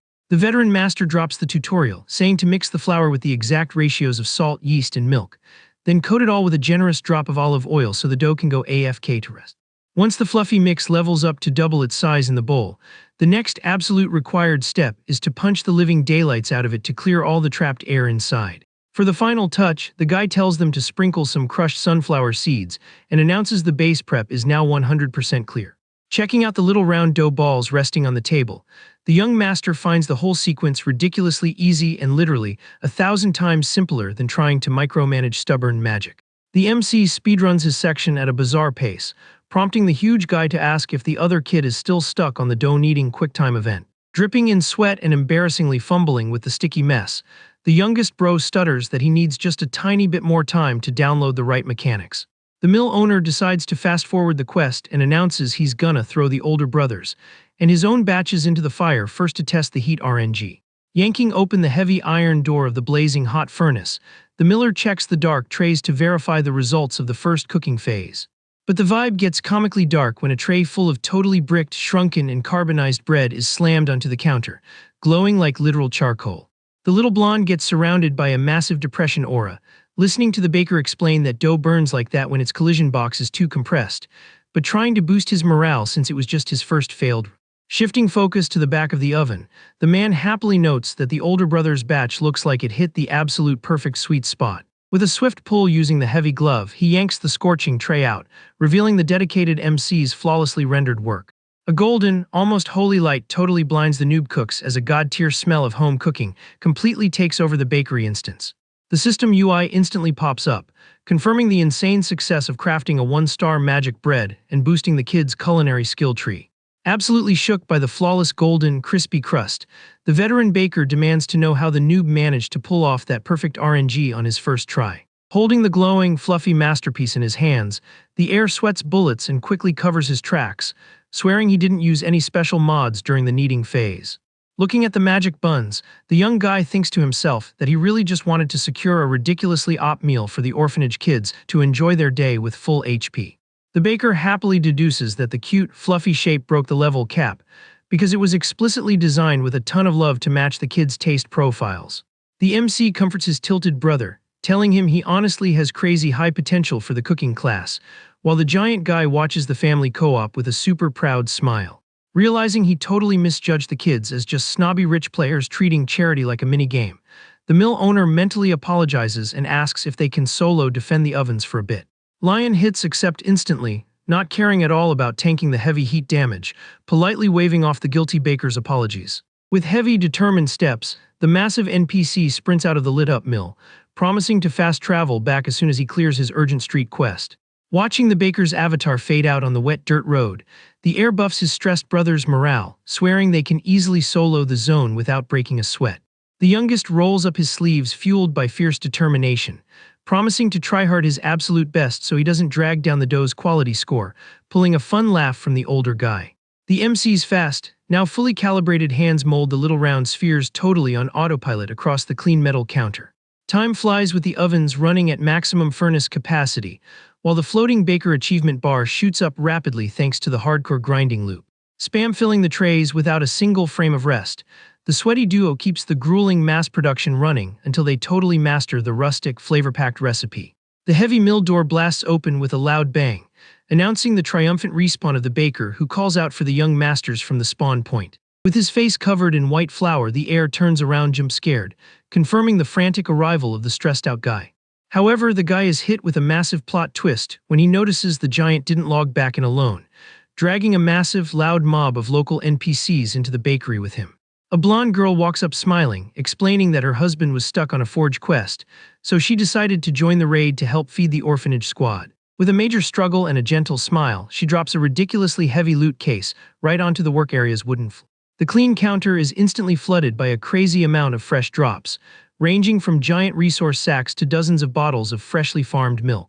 The hyped group of peasants starts sorting all that premium loot with massive smiles and pure good vibes to assist the charitable nobles. A tiny old lady flexes her absolutely massive arm muscles, flexing her backstory of soloing wild bears, leaving the young mage completely terrified by the boomer's broken strength stats. Checking out the mountain of top-tier food, the MC smiles from ear to ear, telling the youngest how incredibly wholesome the standard NPCs in this zone actually are. Watching all this genuine, zero-ulterior motive teamwork unfold, Lion gets hit with a massive critical strike of guilt, knowing he only triggered this event for the selfish reason of meeting the healer. Determined to play the route correctly from now on, the young master makes a silent vow to give his absolute 100% effort for the kid's recovery, while being spectated by the prodigy. The youngest kid stares at his older brother's sunlit face, believing deep down in his core that the guy is hard-coded to achieve absolute greatness in the endgame. Hours later, the loud party finally hits the waypoint at the massive, ancient religious building that hosts the orphanage instance on the border of the Astri zone. The priest running the zone totally breaks character, crying tears of pure gratitude at the miracle drop of the massive donation stash. Bowing his fragile frame and in a mode of extreme respect, the religious NPC thanks the young noble saviors, while the MC Chili tells him not to even worry about returning the favor. A tiny squad of super curious kids groups up to smell the hot bread in the heavy basket, getting a sweet, gentle scolding from the head nun to run their greeting dialogue with the VIP guests first. The little ones are absolutely starstruck by the massive food buff and the pile of brand new colorful skins spread across the donation tables. The priest politely asks for clearance to move the heavy inventory to the stash and gently suggests the duo hand the bread directly to the kids themselves. Super smiley and loving the peaceful server vibe, the disguised bros distribute the individual portions to the little players, who say thanks with genuine, pure joy for the epic snack. Right in the middle of that chaotic, wholesome garden lobby, the MC's blue eyes go wide when he spots something a bit glitchy happening in the back of the mob. A little boy with black hair sprints right past him with his head down, completely dodging the bread drop, instantly pulling the kind noble's aggro. Confused by the sudden, roguelike pathing, the blonde youngest also spins around trying to calculate the kid's totally antisocial, evasive mechanics. The young master pings the head nun and asks for the speedy little runner's username, quickly finding out the kid goes by the name Peter. The woman apologizes profusely for the apparently super toxic behavior, understandingly explaining that these are low-level kids who haven't fully downloaded how to process free kindness yet. Staring at little Peter's back fading fast down the sunny road, Lion repeats the kid's name in a super deep thinking mode, while the director begs him not to let the child's rejection deal emotional damage. Continuing the item distribution, the director announces they successfully cleared the hunger debuff for practically every kid in the zone. A second later, she catches Lion suddenly breaking formation and asks where he's rushing off to with such high speed. Carrying a tiny basket, the guy navigates the courtyard hyper-focused on the fact that Peter was the only one who didn't get his bread drop.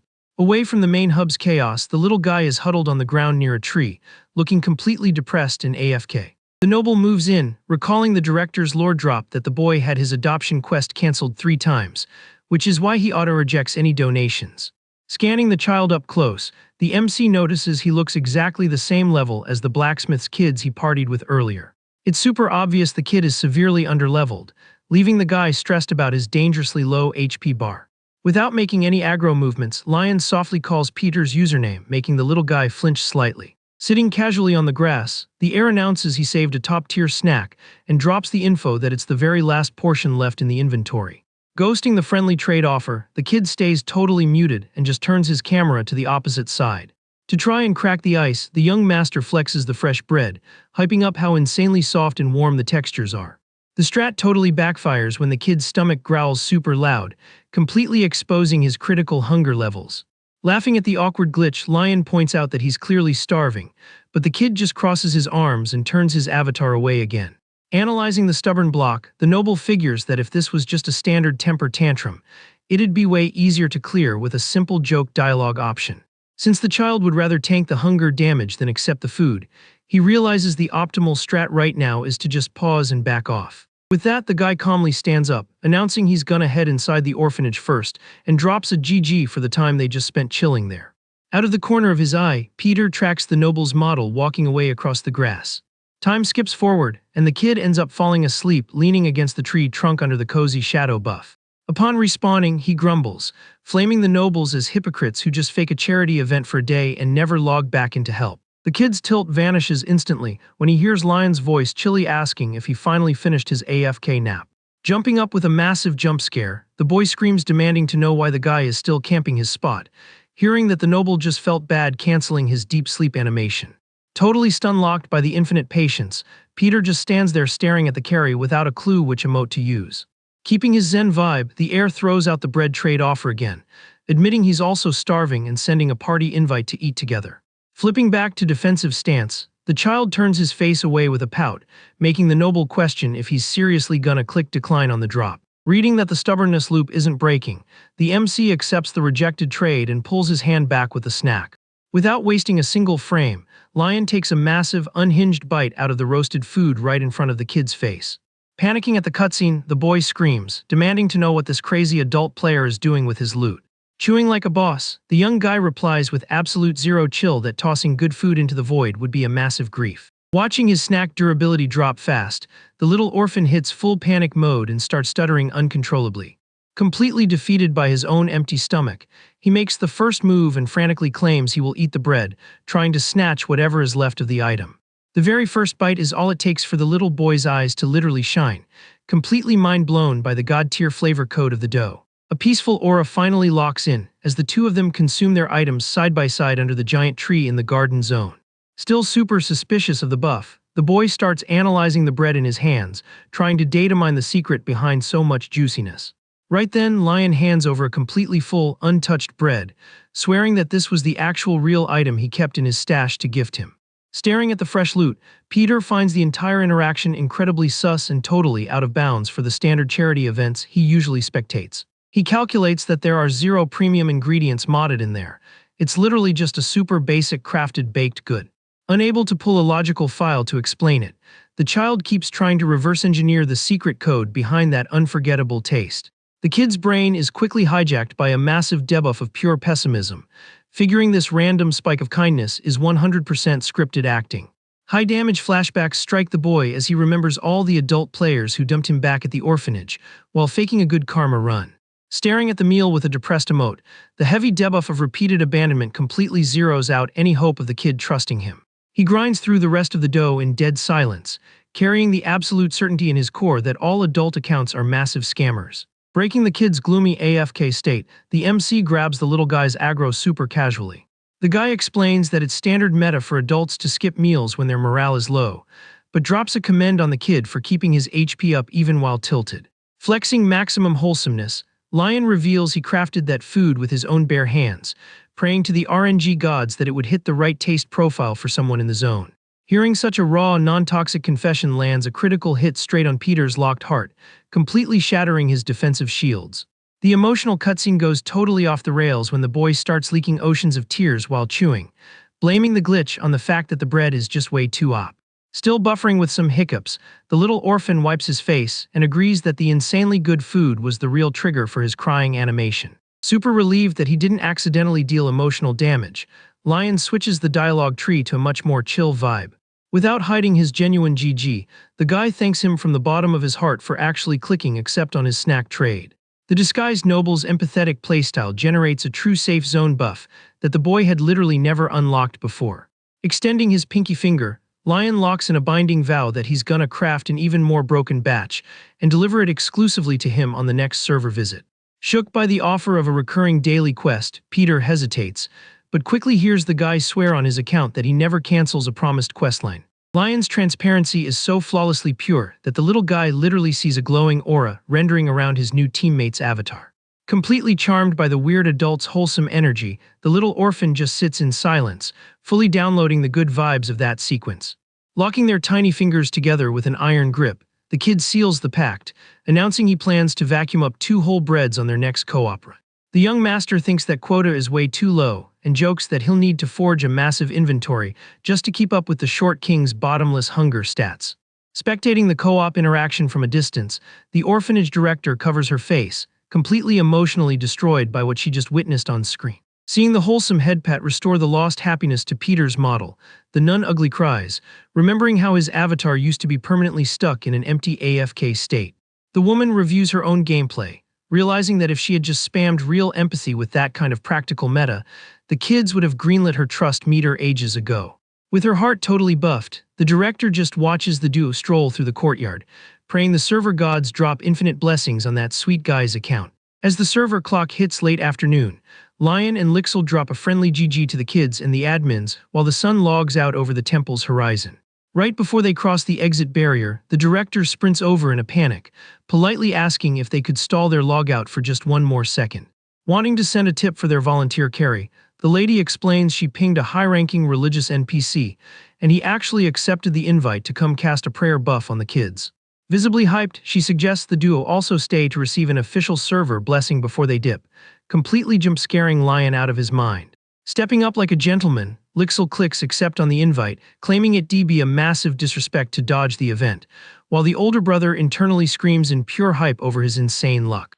Super thrilled that the VIPs accepted the side quest, the nun tells the boys to follow her straight into the premium VIP waiting lobby. Meanwhile, the loud audio cue of galloping horses tears through the quiet road map, signaling the high-speed approach of the temple's official carriage mount.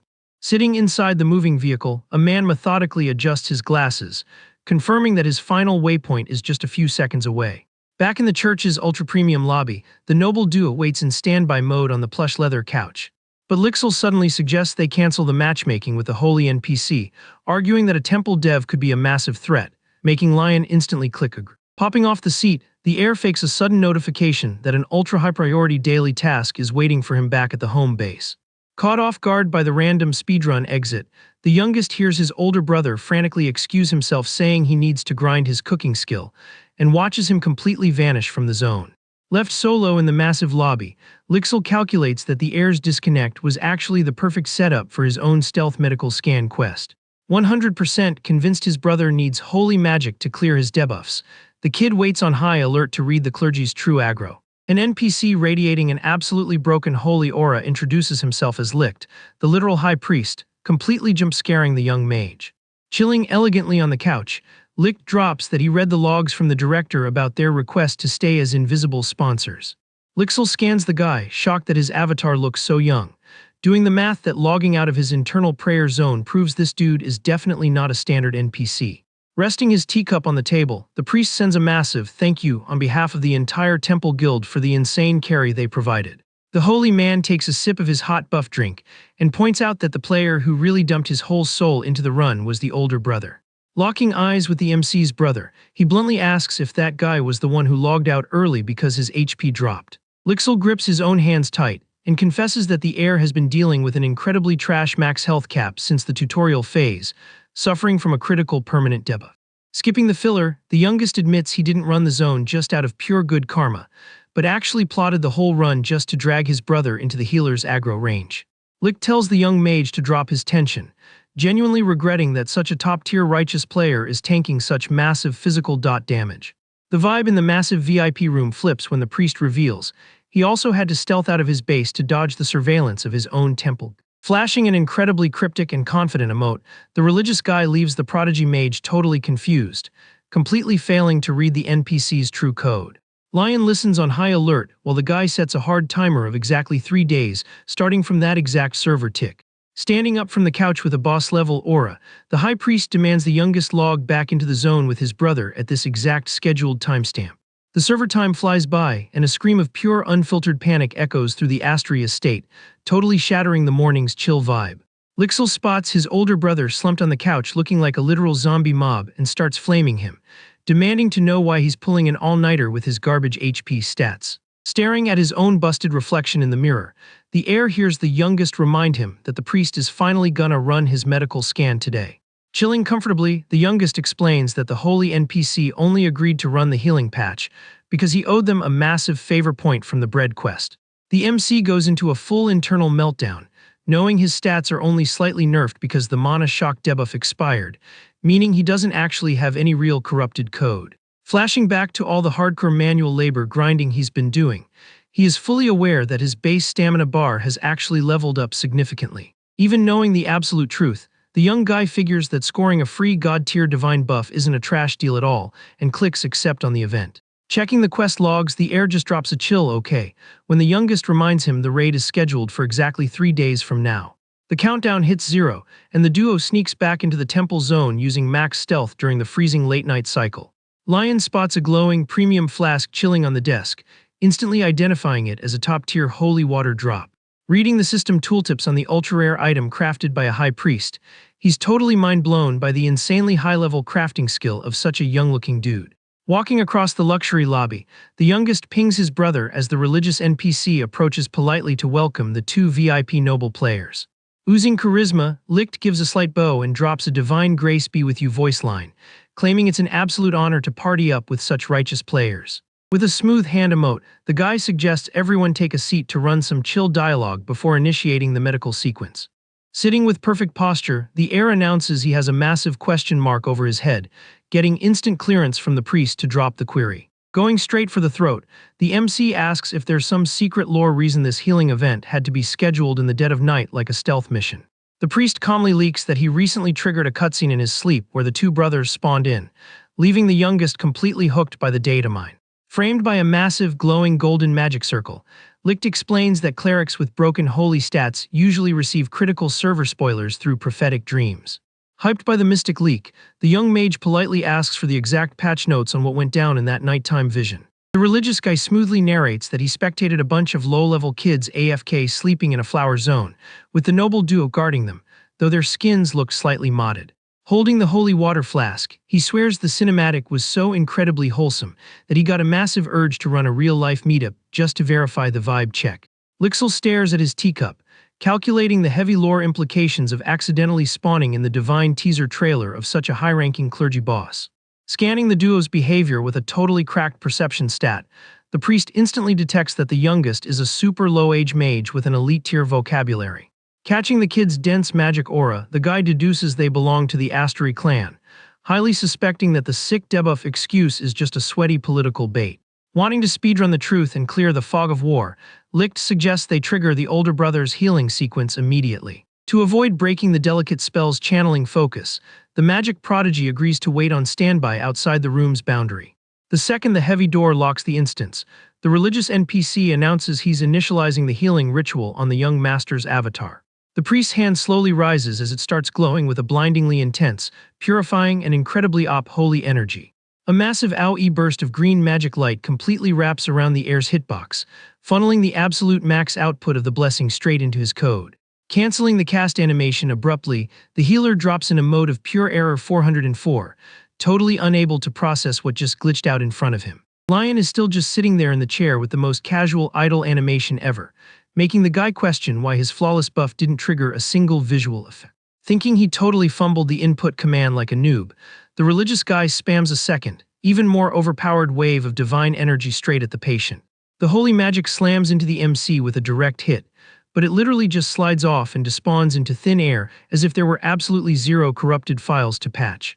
Completely stun-locked by the zero damage result of his second cast, Licht stutters in pure disbelief as he finally downloads the horrific reality of his patient's stat sheet.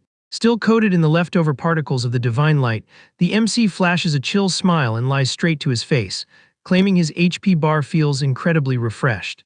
Satisfied with his own successful deception roll, the guy rubs his shoulder, faking massive hype over the supposed miracle patch to his debuffs. The heir announces that this amount of mana is more than enough for today's session, while the healer tries to cancel the exit dialogue, totally tilted by the glitchy interaction. The high priest frantically searches his internal wiki, stressing that there are literally only 3 possible bugs that cause a body to auto-reject the op healing buff of a top-tier cleric. He calculates that the heal fails if the target has a higher magic stat and auto-blocks the energy, or if the player spawned in with perfect 100% HP from the start. Staring at the kid with a look of pure, agonizing pity, he concludes that the third option is the absolute worst ending, triggering only on accounts doomed with a tragically fast permadeath timer. Completely oblivious to the massive misunderstanding, Lion adjusts his gear, swearing he'll be on standby if the temple ever needs a co-op carry in the future. In a totally desperate panic move, the religious NPC grabs the young master's hand with both of his own, hard-locking the kid from logging out of the room just like that. With a terrifying intensity in his eyes, the man begs the kid to fast travel back to the temple and ping his username directly if the physical damage ever stops him from sleeping again. Practically rage-crying out of frustration for failing to patch the doomed kid, Licht screams a vow that he will carry him no matter what, pulling a totally terrified okay from the shocked guy. The wooden door finally unlocks, and the youngest waits in the hall while his brother drops a polite GG for the support and logs out of the healer's room. Lixel watches the heir stroll casually down the dark corridor, breathing a massive sigh of relief seeing that the medical event didn't trigger any system crashes. Staring at his own hand still glowing with leftover magic particles, the MC thinks the priest's tryhard blessing was super weird, but decides to just mute his own intuition. The morning sun boots up, rendering the massive castles and towers of the Asura estate, signaling the spawn of a brand new day in the high-end magic capital. Riding the smooth physics of the moving carriage, the youngest kid notes with relief that the heir's avatar looks way better, making the morning raid totally worth the grind. Watching the skybox through the window, Lion admits to himself that his base HP was already maxed out, but admits the holy buff did patch the muscle soreness from spam crafting. Catching the obvious low stamina animation of his little brother, the MC points worriedly at the heavy dark circles rendering on the kid's face, but the boy stubbornly claims his stats are fine. As soon as they dismount, the prodigy drops a quick BRB, announcing he needs to instantly boot up his morning magic grind, leaving the older brother absolutely fuming. Staring at the boy's back despawning down the garden's stone path, the heir sighs, knowing all that toxic overworking is gonna eventually brick the kid's hardware. A female voice suddenly clips into the audio, warning that the heir's training schedule is hardcore by default, jump-scaring the guy who totally missed the maid's stealth. The young master vents his massive anxiety about the kid's system crashing at any second. Listening to the girl suggest he take this bug report straight to the Patriarch admin. With a super awkward smile, the guy remembers that the ruthless server admin already has a million high-priority tickets to resolve in his own head. Power-walking down the bright halls next to the new staffer, the MC figures the optimal strat to lower the old man's aggro is to spawn in with a high-tier sweet consumable. The mansion's massive, fully lit kitchen becomes the noble's new crafting zone, as he rolls up his sleeves to execute the master plan. Sliding the wooden rolling pin with heavy pressure, he perfectly stretches the fresh dough across the sanitized counter to kick off the snack production loop. Locked in on the recipe, the guy says thanks to the maid, accidentally calling her by the retired NPC's username, and quickly asks if the grandpa actually likes cookies. Keeping a deadpan emote and correcting her own username, Elvia replies that the boss absolutely despises sugar, but swears the boomer would devour literal trash if it was crafted by his favorite grandson. Dying of cringe over the username botch, Lion tries to play it cool, praying to the RNG gods that the cookies roll high enough stats to pass the patriarch's taste check. The girl's eyes go wide when the cook drops rustic sweet potatoes on the counter, thinking the combo is totally cursed, but he promises the final flavor profile will be an absolute god-tier W. Instead of using raw sugar, Lion decides to finely chop the sweet potatoes to top the dough. He calculates that the grandpa can easily digest the ingredient's soft, natural sweetness, without getting a heavy stomach debuff. Knife in hand, the MC scrapes the freshly chopped pixels off the wooden board to keep the fluffy dessert production moving. Cookie-cutting the dough into animal and star shapes, the heir finds the final models incredibly wholesome. He instantly makes a mental note to ping the blacksmith for some custom cookie cutters for future patches. The second he finishes modeling the whole batch, the kid shoves the loaded trays straight into the blazing hot oven to bake for a few ticks. The batch finishes, releasing an absolutely magical top-tier aroma into the kitchen's atmosphere. The system instantly confirms the recipe's epic success, notifying him that the potato cookie has healing buffs that scale massively if consumed with a potion. Confused by the floating UI's tooltip, the heir doesn't get why a food item carries the same heavy buff as a straight-up potion shook. Elvia praises the guy's insane talent, reminding him she literally only gave him the tutorial for the base dough. Since the final phase of any cooking quest is the taste test, the disguised maid offers a hot sample for the young master to verify the stats of his own grind. Accepting the trade instantly, he brings the sweet to his mouth and lands a massive critical bite on the freshly baked, crispy cookie. The flavor is so ridiculously op that it totally gaps even the premium chocolate-filled sweets he used to buy in his past playthrough. With that, his cooking proficiency levels up to tier 3, and the new recipe is permanently saved to his system database. The employee comments that sweets are massive meta for clearing the daily mental fatigue debuffs of the family. She warns that overeating tanks your health, but since this build isn't too heavy, the patriarch has a huge chance of loving it. Super grateful for the hard carry, the MC thanks the girl for her support through the entire long crafting sequence, being permanently polite and low-key. She just replies that she was only completing her program tasks. Wanting to speedrun the rest of the queue, the guy suggests splitting the cookies into portions right then and there immediately after. He takes over the task and dismisses the maid so she can go AFK in her room, completely jump-scaring the woman with the random time off. He firmly orders the staffer to log out of the kitchen, claiming he still has a few highly classified recipes to prep in absolute stealth mode. Left solo in the hot zone, the kid breathes a sigh of relief that he no longer has to hide the floating system UI from the high-level NPC. He notices the new level up unlocked a ton of fresh recipes and scans his massive inventory of mats. Hyped by the new crafting trees, the heir decides to focus on brewing a special drink for the bribe run. The system already dropped the hint that the cookie's buffs would multiply if paired perfectly with some kind of liquid consumable. Searching his stash with extreme precision, the young guy selects a few aromatic herbs to forge a custom drink, designed specifically to buff the dynasty's physical training routines. The UI displays the recipe for a red potion that uses refreshing fruits and basic healing. Matt's the guy is 100% certain that both the strict grandpa and the youngest bro are gonna go crazy for this new flavor profile. Checking the prep list on the screen, the noble gets a slight deja vu, feeling like he's seen this famous mix in a past server. Ignoring the glitch, he focuses on hitting the maximum quality cap to synergize flawlessly with the baked cookies. Scanning the washed fruits in the bowl, the cook pops off with hype, confirming that the oranges and lemons are super fresh and evaluated with a highly coveted 1-star quality rating by the system. Not wasting a single frame, he tosses the round ingredients straight into the sink's running water and speedruns the hygiene phase with absolute laser focus. After perfectly sanitizing the loot, the MC slices the fruits into paper-thin layers on the board. Next, he drops them into a boiling pot along with a basic healing potion on a super low flame to extract the pure essence. The second the water temp hits the perfect sweet spot, the kid throws some dried roots into the mix. The real prostrat now is just waiting AFK for the boiling liquid to fully absorb that punchy citrus flavor. When a god-tier smell takes over the entire kitchen map, the heir carefully filters the hot liquid through a strainer to delete the fruit chunks, leaving the potion totally smooth and clean. To drop the ultimate final buff on the miracle recipe, he drips just a few microdrops of a super rare essential oil straight into the full glass of the freshly brewed red mix. The exclusive training support potion is finally fully rendered and glowing in the bottle. Reading the system logs, the guy realizes why the recipe felt so familiar. The mechanics are basically a one-to-one copy of classic mulled wine from the old days. Taking a quick test sip to verify the code, he's super happy with the smooth and exotic flavor of the brew now. The next phase is to assemble the ultimate combo meal by pairing the steaming drink with the baked cookies.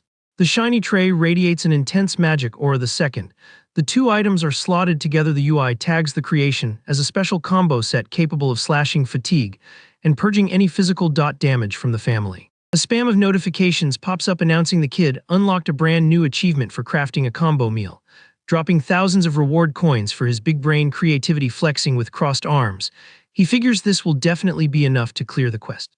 With a rock-solid grip, the guy holds the heavy edges of the metal tray, ready to execute the massive surprise delivery event of the afternoon. Radiating absolute main character confidence with the perfect snack in hand, the MC marches out of the kitchen, determined to run a highly calculated, ulterior motive visit to the old boss of the Magic Clan. The silence of the premium hallway is shattered when the kid knocks on the massive, heavy double doors of the estate's main admin office. Pushing the door open super slowly, the young master walks into the room and politely asks if the terrifying grandpa is currently locked in a heavy AFK grind. Sitting behind the sleek desk, the leader spots the loaded tray and instantly starts flaming the kid. He rants, totally disgusted, that his own grandson is manually carrying food instead of pinging one of the dozen idle NPCs in the mansion to do the delivery. Before the boomer completely loses his temper and summons the mods, the heir lets out a chill laugh and de-escalates the whole lobby. He explains he specifically chose to manually deliver the epic snack as a flex of pure affection and respect. Resting the heavy tray on the dark desk, the guy explains that the red, aromatic drink was brewed using that same stamina potion he crafted earlier. He also drops the lore that he baked the magic cookies specifically to synergize with the liquid's flavor. Shook by the flawless rendering of the sweets, the patriarch demands to know if the kid really solo crafted every single pixel of that meal, getting an incredibly proud yes in less than a second. Flexing a super confident and wholesome vibe, the MC admits he thought it'd be way more fun and caring to showcase his massive alchemy level-ups through a delicious snack drop. Invited to taste test the custom recipe, the veteran leader lifts a finger and grabs a star-shaped cookie, falling into absolute silence as he zooms in to inspect the soft dough's texture. Trusting the grandson's newly unlocked high-tier skills, the old man takes the first bite of the snack and instantly wide-eyes as the flawless texture perfectly breaks apart in his mouth. Completely stun-locked by the unexplainable surprise, the boomer feels the intense flavor absolutely nuke his grumpy taste buds in the most unbelievable way possible. Inside the leader's brain, the dough magically melts like butter, triggering a sweet potato aroma that spreads a god-tier buff across his completely drained body. He instantly clocks that the sugar sliders were tweaked with absolutely flawless precision. Watching his own hidden EXP bar shoot up endlessly right before his eyes, the young master flashes a troll's smile, 100% sure the stubborn boomer completely fell for the bribe's flavor. Abruptly, the patriarch facepalms and orders the kid to just spit out what he actually wants, instantly killing the chill vibe and totally jump-scaring the air with the sudden toxic tone. The old man uses his massive wisdom stat to deduce that the sneaky grandson didn't just grind all that heavy manual labor to drop a free care package. Laughing at his own failed stealth check, the guy admits it's literally impossible to outplay the grandmaster. Locking eyes on the steaming glass on the desk, the kid drops a bit of his confident aura and initiates the sketchy dialogue tree regarding his upcoming coming-of-age event that's fast approaching on the server's schedule. The MC pitches a wild strat to the leader, suggesting they completely pause the youngest brother's brutal daily quests until the massive server event drops. The grandpa just glares at the kid with pure suspicion, demanding the real hidden motive behind this random patch request. Breaking down his political meta smoothly, the heir reminds him that the entire guild needs to log into the party looking absolutely flawless. He confesses that he thinks the kid's current grind routine is way too hardcore for a low-level child to tank. Hand on his chest radiating absolute sincerity, the young master begs for an immediate nerf to the heavy training logs. The main goal of this whole scheme is just to guarantee that every single member renders at the public event with a glowing, full HP aesthetic. Hearing such a wholesome and protective plea lands a critical hit straight on the old man's locked heart. He literally melts internally, praising the kid's empathy for the party members, secretly stacking a massive amount of pride for raising such a pure player. Scanning the kid's diplomatic and surprisingly high-level posture, The leader remembers how the brothers' lobby used to be super toxic, witnessing the rapid spawn of this beautiful, random alliance between the two boys, drops a massive peace buff on the exhausted boomer. The patriarch swears to keep the stealth strat quiet and promises to mask the blessed AFK time by renaming the next few days of training to autonomous focus mode. The MC pops off thanking him, but the grandpa asks if the kid doesn't want to roll any loot for himself. Totally lost on the greedy turn of this random dialogue tree, the young noble listens to the boomer insist, asking if there isn't some other massive premium item he wants to flex at his own luxury party. Waving his hands frantically to cancel the transaction, the kid quickly swears he needs 0 expensive pay-to-win items and promises he is perfectly happy running his build with the basic free-to-play gear. The patriarch starts sweating bullets analyzing the kid's insane lack of greed. Since the entire point of this coming-of-age event is to unbox an item of literally incalculable value for the elites on this server, the ceremony is way more than just a basic cultural cutscene. According to the old server rules, the guild must raid the rarest ore spawns globally to publicly please the young VIP, acting as the absolute biggest, most arrogant flex of power a top-tier bloodline can drop on the empire. Tilted by the kid's incredibly peaceful and minimalist rejection of the premium jewels, the old man squints, running an extremely sharp logic sequence, single-handedly concluding a totally unhinged interpretation of the boy's behavior. The leader hits the shocking, glorious conclusion that the big-brain grandson is actually running a hidden stat check on his own political and financial purchasing. Power the boomer locks in the absolute certainty that the kid expects to get jump-scared by an unimaginably custom-selected legendary drop. Terrified by the psychotic, manic, and totally dark boss phase expression that randomly hijacked the patriarch's face out of nowhere, the MC slowly backpedals and announces his tactical retreat from that cursed room as fast as humanly possible. The massive double doors slam shut, and dead silence reclaims its heavy throne in the giant office, leaving the stubborn grandpa sinking into his own intensely ambitious and paternal thought loops for the rest of the cycle. Resting his chin on his firm hand, the ultra-veteran man begins meticulously and deviously theory-crafting the absolute perfect political strat to completely shock and awe his beloved successor on the big event day. Strutting super casually down the bright, massive corridors of the Magic Palace, the young master repeats the grandpa's last creepy voice line in a confused whisper, not really understanding the heavy endgame lore those vague words carried for his own playthrough. Miles away on the other side of the map, the dark study desk in a locked room is completely and painfully buried under mountains of ultra-high-level academic documents detailing imperial magic systems. Slumped in his premium armchair with his eyes half closed, the prodigy mage furiously rubs his own forehead, desperately trying to tank the heavy physical debuff that the endless reading quests inflict on his galaxy brain. The crushing exhaustion is wiped from the fancy room in a single frame when the older brother kicks the door wide open, screaming the youngest kid's username out of nowhere, jumping out of his chair from the violent jump scare. The boy screams back in pure panic, letting out a massive, unhinged laugh watching the dense paperwork scatter across the luxury carpet like an absolute disaster. The MC trolls the mess, admitting it's hilarious that the little genius basically lives in a garbage dump hidden from the whole guild. Dying of mortal cringe over the sudden, embarrassing leak of his biggest organizational bug, the kid covers his mouth and sadly grumbles that he never planned for the older brother to spectate this sloppy, filthy environment. Quickly switching dialogue options to cleanse the kid's embarrassment debuff, the heir steps up offering the aromatic, premium tray he's proudly holding. He points out that he cooked the god-tier meal, guessing exactly how dead tired the little guy would be. Now in an infinitely more chill and cozy lobby inside the dark room, the two bros sit facing each other on the plush sofas, ready to lock into a delicious and extremely well-deserved AFK break from their garbage daily quests.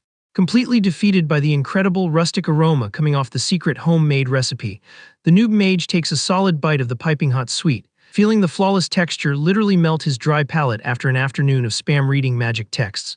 With his cheeks glowing red from the instant healing buff hitting his exhausted avatar, the young mage locks his eyes onto the remaining half of the food in his hands, absolutely mind-blown by the undeniable, terrifyingly high quality of the exotic flavor profile. The amazed youngest realizes internally that the older brother's bizarre cooking stat is totally broken, flashing back to when they co-op baked dozens of rustic breads at the community mill. Modest and chill, the older guy just shrugs it off like it's no big deal.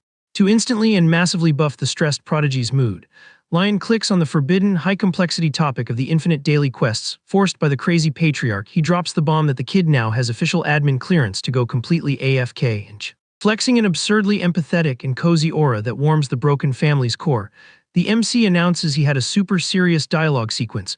With the stubborn boomer, he swears he unlocked the magic time-off after scanning the massive fatigue debuff draining the youngest every single day.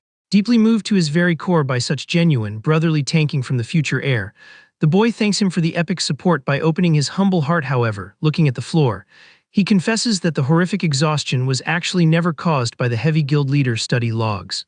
The shock hits the air the exact frame that cryptic voice line drops, sending the noble teenager's imagination flying into crazy side quests, making a dramatic face.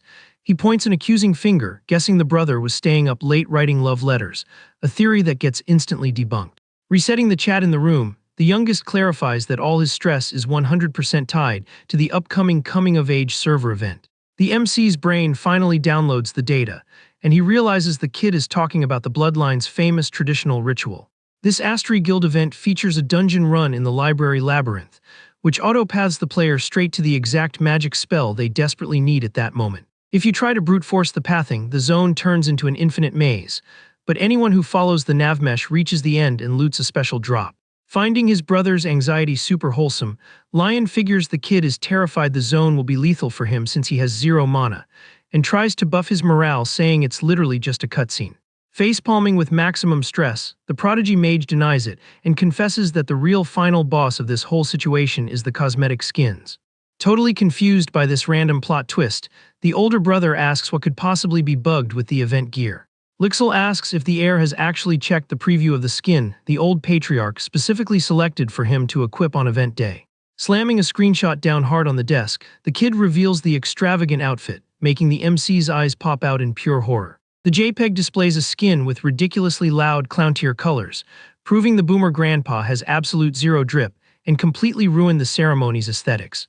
Sinking into pure depression, the youngest swears he refuses to render that garbage in front of the whole server, getting an instant same from the terrified older brother. Pissed off at the patch, the kid demands to know why the leader's taste level randomly tanked, making Lion realize the old head maid was the one secretly blocking this fashion disaster the whole time.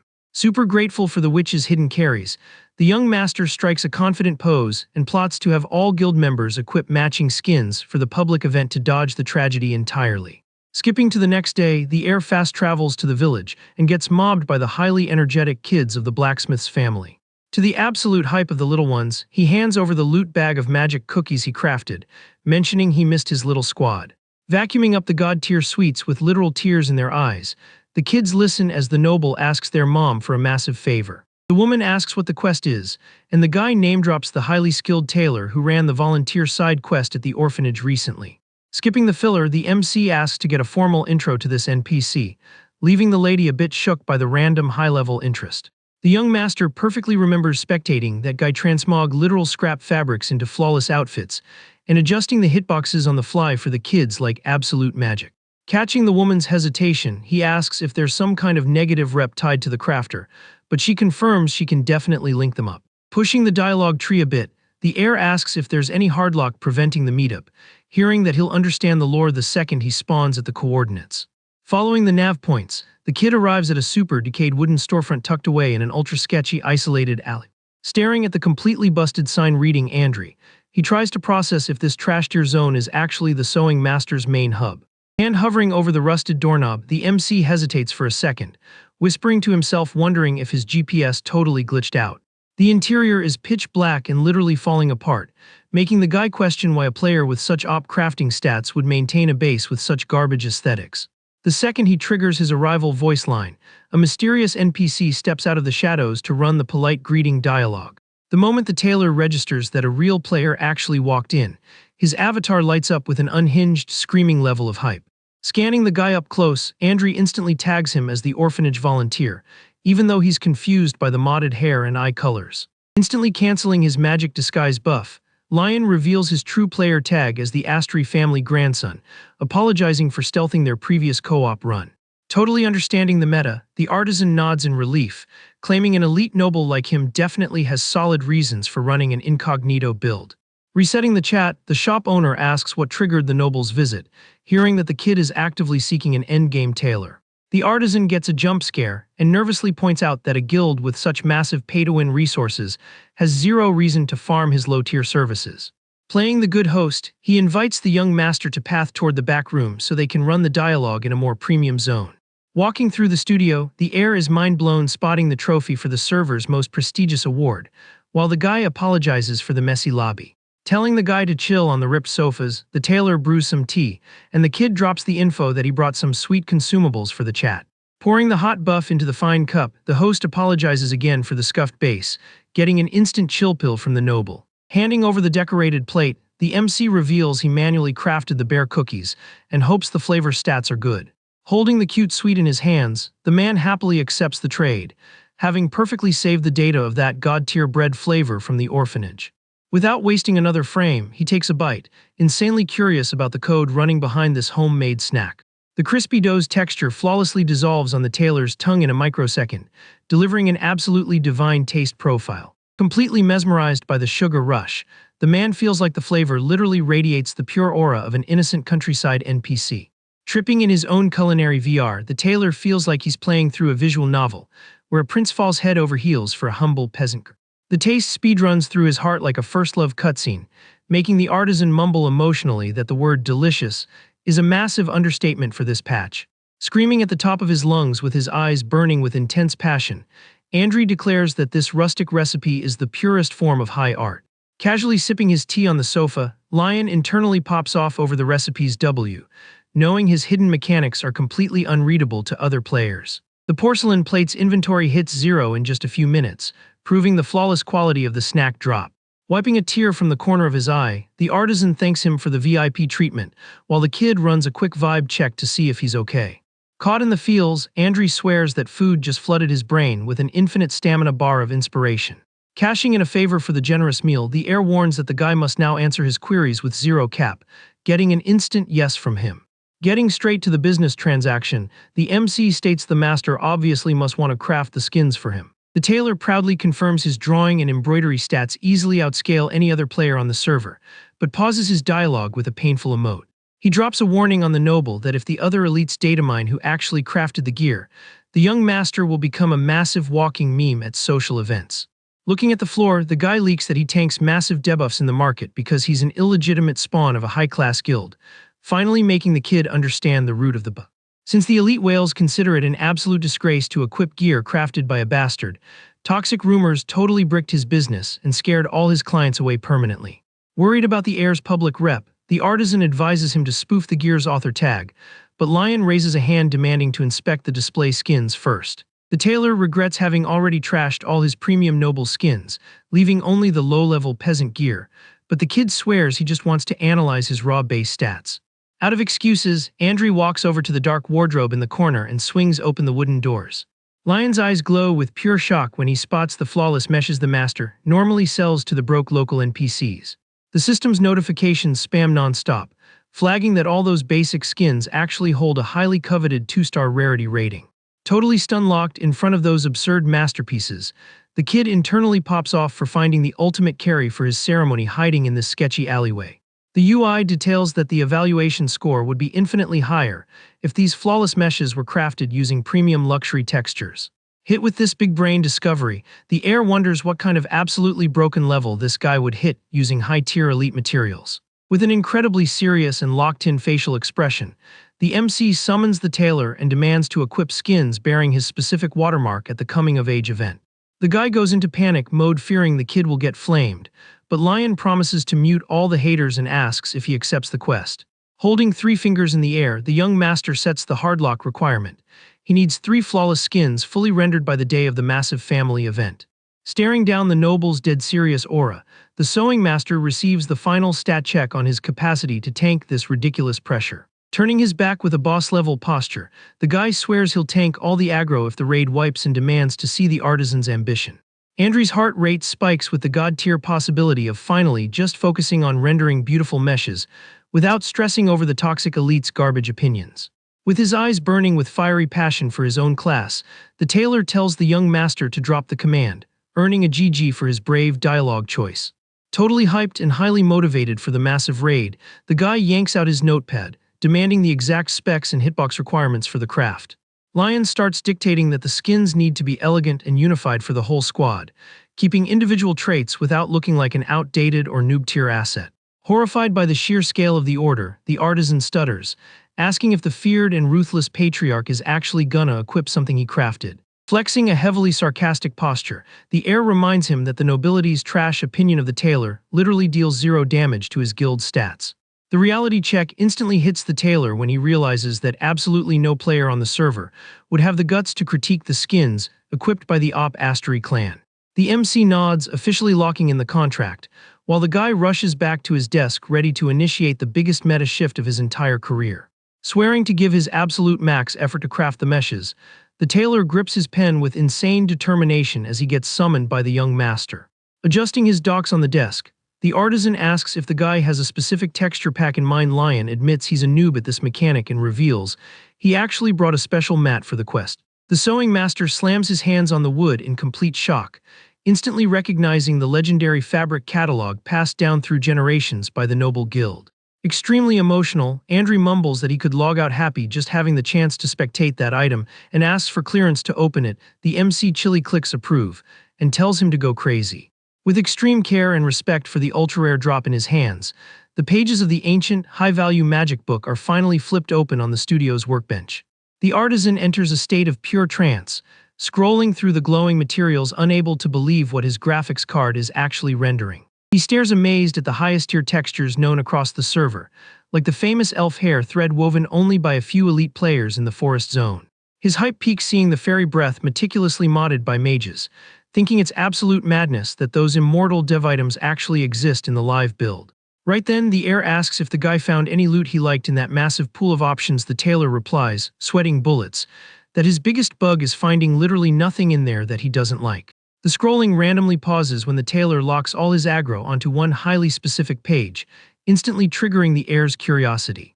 Intrigued by the animation, Lion asks why that specific material is pulling so much aggro. The artisan explains that back in his golden era, there was a young female player who absolutely mained that exact texture. Since it's literally impossible to farm on the standard market, he finds it fascinating that it's sitting untouched in the family's stash. The guy swears he never deletes the cache of something he's touched, regretting only that the page has 0 lore text written on it. Determined to crack the Easter egg, the MC steps closer to the book to inspect the unknown material's pixels up close.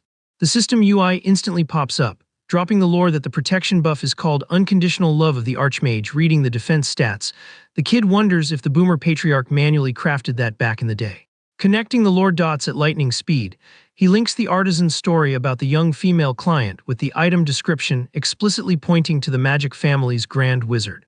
Since the main objective is to forge matching skins for the entire noble squad, the heir decides they are hardlocked into equipping that specific tanky material. He asks if the master has the stats to handle the job, getting a super hyped confirmation. Without wasting a single frame, the hyped-up Andrew announces that the absolute required first step is running a full body scan to grab the measurements of everyone involved in the raid.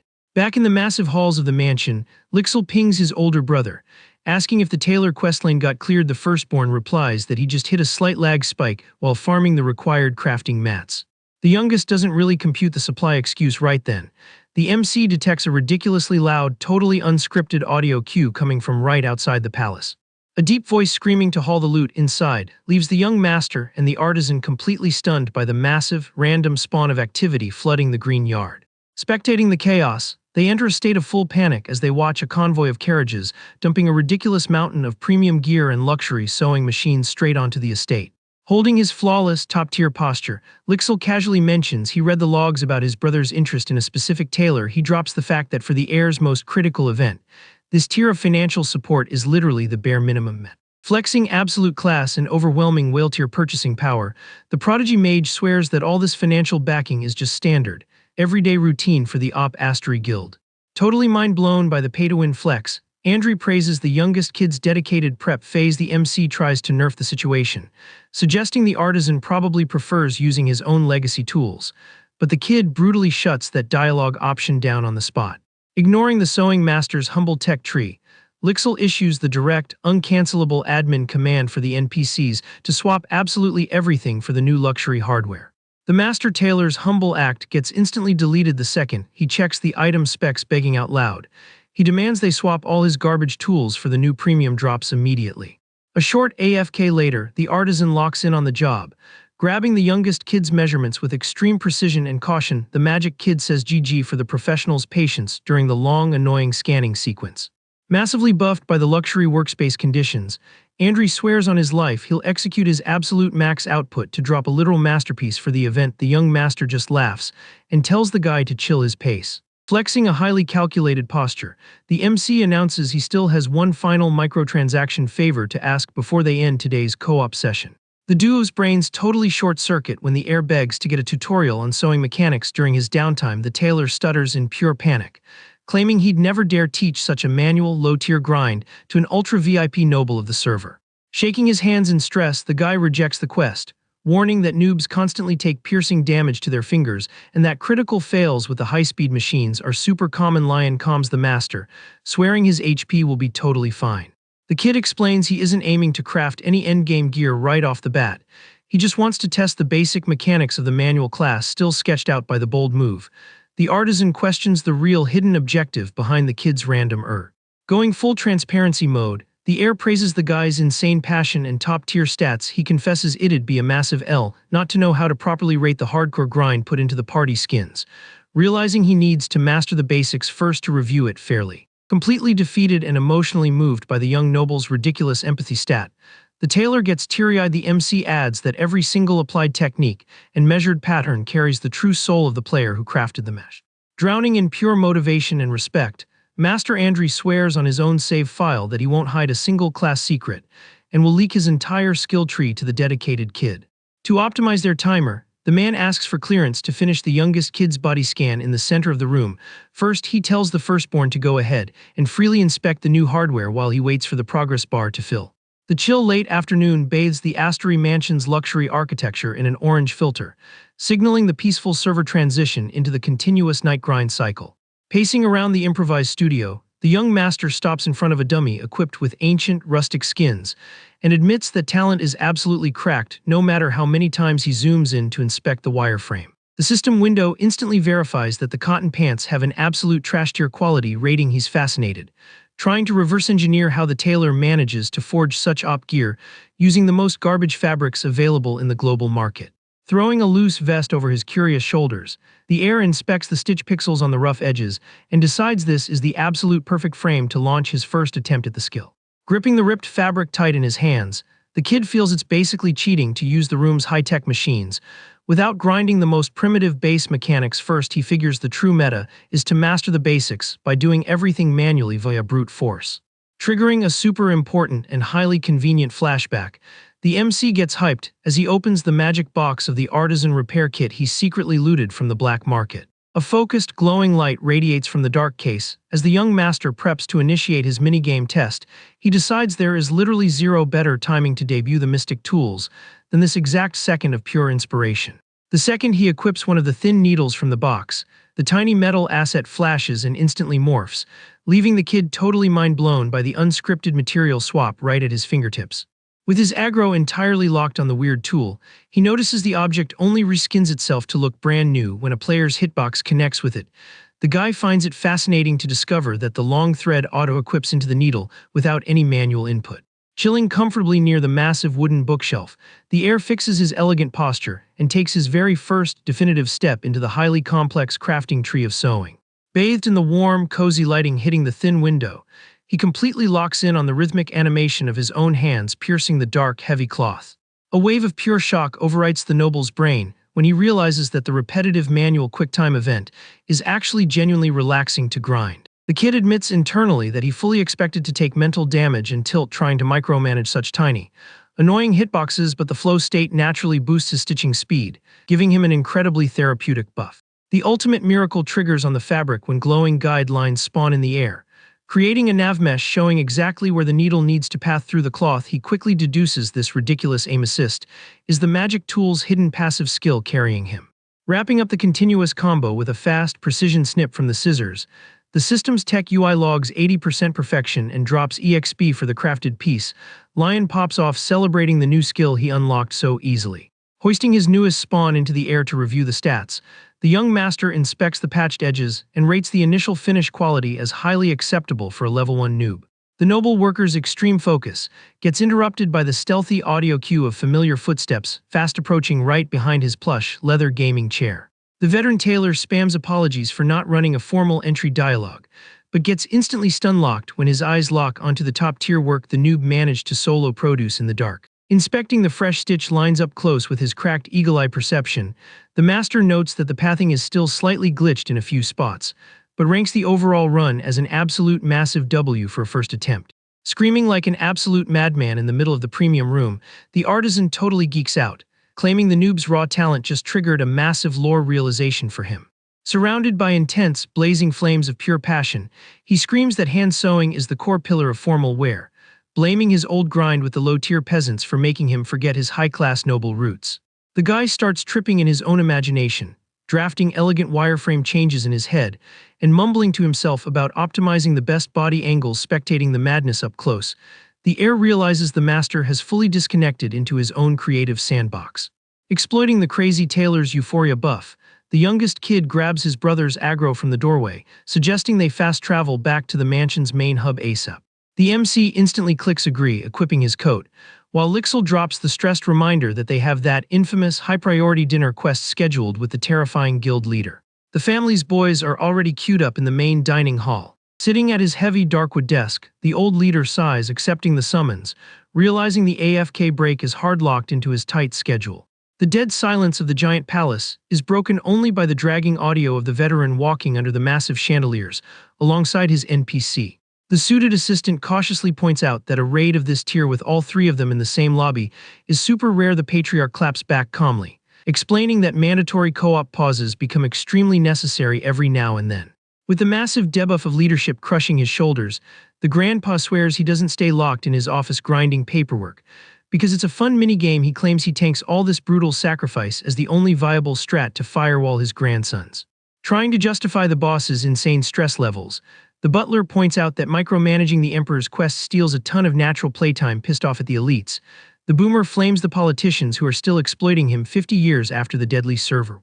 Venting about his own high-level age, the man wonders how much playtime he actually has left to chill with the boys. The servant denies that endgame mindset, highlighting that a supreme magic stat like his guarantees centuries of uptime, basically making him an ancient elf. Clearing his throat and adjusting his suit to refresh his boss aura, Patrick announces that the random co-op of the direct heirs demands his spawn no matter what. The servant fully agrees, validating the undeniable duty of the guild leader. The heavy, massive hall door gets blasted open, signaling the imposing arrival of the server admin at the banquet. Spectating the duo from a distance, he asks himself if his high-level age nerfed his edge, or if the cozy buff radiating from his flop grandson finally melted his firewalls for. Admiring the high-class duo safe in the protected zone, the grandpa stacks a massive, peaceful hope in his chest to spend the rest of his playthrough lovingly chilling with the living legendary, drops his poor daughter left behind in this toxic server. Flexing in a mode of deep pride and contained satisfaction, the leader vows to himself to carry the boy by masking the terrifying hidden potential of his weak hardware in that exact frame. The kid drops a highly polite, welcome voice. The massive royal table is overflowing with a colossal loot drop of food fit to buff an entire raid group from start to finish. Intimidated by the scale of the platters, the young master awkwardly jokes that the setup is way too overkill for a basic lobby meet. The firstborn justifies the food mountain, claiming he pre-ordered all their favorite consumables from the chef to legit celebrate this rare co-op event. The grandpa just nods, claiming his chair, and blends into the room's chill, high-loot vibe. Silently tasting the first bites of the expensive drops, Lion connects the lore dots, realizing that their previous divided factions explain the constant AFK status. He himself used to stay locked up eating trash, and the grandpa only dined surrounded by leeches in the distant Imperial. A massive, painful critical hit to the conscience smashes the kid when he registers the debuffs caused by the entire guild's brutal isolation. For so long he sadly realizes the little blonde mage was forced to eat in a freezing, empty lobby for the rest of his entire low-level phase. In the dead silence of the meal, Lixel scans the grandpa and his older brother, secretly deducing that the patriarch must have felt insanely solo-queued during all that time. Matching the vibe, the young mage softly drops the comment that they definitely need to run daily quests like this way more often. Touched by the non-toxic dialogue, the grandpa mumbles quietly, while Lion runs the calculations on how brutal it must have been for the boomer to tank everything without a party. Under the table, the MC clenches his fist with max resolve, deciding to submit a ticket to the leader requesting more scheduled playtime for them to co-op as a guild. Hijacked by a super cozy buff, the heir focuses his aggro on supporting the youngest kid who has already tanked so much isolation debuff in previous patches. To break the muted lobby, Lion hypes up the kid, swearing the boy will never have to run his food consumables solo ever again starting from this exact patch. Accepting the squat up moment, the old leader simply drops the command for them to eat, receiving an instant respectful roger that from both boys. The audio of silver gear slicing through the juicy meat drops echoes smoothly across the entire map of the elegant dining room. Switching the dialogue tree to guild business, the patriarch asks for a status report on the assigned quest, listening to the prodigy guarantee that the run is totally flawless. Right after, a heavy and slightly cringe silence retakes the massive table, while the noble consumable consumption continues. Taking psychic damage from the tense atmosphere, the young mage drops his camera angle, visibly taking a debuff from the sudden muted lobby. While chewing, the grandpa runs simulations on the upcoming coming-of-age event, getting tilted that the kid didn't run a wellness check on him or beg for a premium drop. Reading the heavy room, the youngest stresses out, assuming he ruined the vibe his brother was trying to set. Right on the exact frame the heir pings the patriarch. Completely out of left field, the MC bluntly asks if the boomer ever manually crafted any fabric for his mom back in the day. Pausing his wine glass mid-animation, the veteran instantly switches to a defensive stance and claims he has zero data on that topic. Catching the defensive block, the young master deduces that the lore regarding the deleted mom still inflicts massive discomfort damage on the boomer. Keeping his cool, he keeps slicing his food and leaks that he looted a unique texture file stashed on the estate while running a dialogue with a tailor. Turning his character model, the heir asks Lixel to confirm if he remembers the glowing mat, getting a positive emote from the mage. Following up, Lion explains that the artisan got hit with a massive nostalgia debuff when he saw the item, recalling a specific female player who absolutely mained that exact texture in older patches. Since the mat was vaulted there and hadn't been rendered in years, the kid figures the mystery client could only have been his mom's account. Defeated by the logic check, the patriarch drops a heavy sigh, realizing he can't dodge this high-tension dialogue tree anymore. With his camera aimed down, the leader admits this specific topic was probably the one piece of lore the entire guild wanted to avoid the most.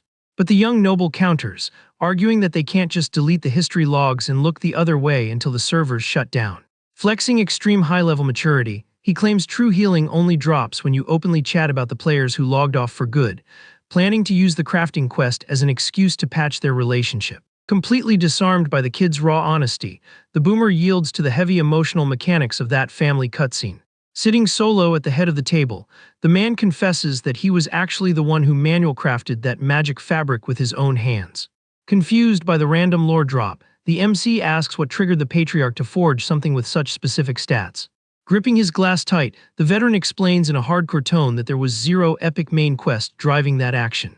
Flashing back to the renders of a white dress, he admits it's just standard code for a dad to worry about his daughter taking damage or getting debuffed by the hardcore weather cycle. Driven by that absolute tank instinct, he farmed the best magic wool, enchanted every single thread, and commissioned the mesh exclusively for her character model. Drowning in emo thoughts, the grandpa finds it mind-blowing that this special texture file hasn't been corrupted after so many decades. Downloading the emotional weight of that material forged for his mom, Lion listens to the whole audio log in dead silence at the table. Fist clenched, the patriarch regrets letting his own tilt isolate his grandsons, knowing full well Lixel also had active quests to learn about their mom. To cleanse the tension debuff, the MC announces he'll use the item to craft the event skins, laughing hyped when the old guy guarantees there's infinite fabric in the stash. Switching topics instantly, the heir has the absolute audacity to ask when the leader is free to run a body scan for measurements, totally confusing them. The kid fakes a shocked emote and claims the patriarch obviously needs to equip a matching squad skin at the massive official raid. Fully backing the strat, Lixel suggests inviting the tailor straight to the mansion lobby to optimize the leader's schedule, pulling a dry, awkward cough from the grandpa. Yielding to the boys' hype train, the patriarch accepts following Lion's shot calling since he's the raid leader, scoring a wholesome thank you in return. Celebrating his diplomatic W internally, the heir is hyped he no longer has to stress over his grandpa's trash-tier aesthetic ruining the party's screenshots. Freed from that massive debuff, the young master feels he can finally chill and just focus his AP on the coming-of-age prep. From that clutch dinner onward, all the complex prep work for the big day ran smoothly without a single bug. Thanks to the artisan's constant server visits, the measurements and the formal guild skins were rendering flawlessly. The meticulous base decorating and the massive estate layout tweaks were also tracking perfectly along the maid's quest timeline. Hard carried by the unshakable support from his grandpa and his little brother, Lion notices a massive glitch in his daily routine. Surrounded by all that massive NPC assistance, the MC figures out he has absolutely zero quests to grind during the day cycle. Chilling at his crafting bench, the kid explains he dumped all his free AFK time into grinding his sewing skill tree, but senses a major bug. Pulling the needle through the dark mesh with high accuracy, he's 100% sure he should have triggered a system level up ping by now. Tilted by the magic panel's dead silence, he pictures the classic Golden Apprentice pop-up and doesn't get why the UI isn't reacting. Inspecting the solid quality of his manual craft, he wonders why the talent isn't unlocking even though he's doing a zero-to-hero run without using the machine buffs. Right then, a dark, terrifying realization crashes the kid's brain in the middle of the pitch-black room. Absolutely horrified by the thought, the young noble internally screams, wondering if his account is just hard-locked with zero base talent for sewing. Trying not to tilt, he uses logic, figuring that if he lacked the natural RNG talent, it would have bricked his cooking progression way earlier. Comparing the two skill trees, the boy asks himself if his tools are bugged or if he needs an NPC mentor to unlock the tutorial.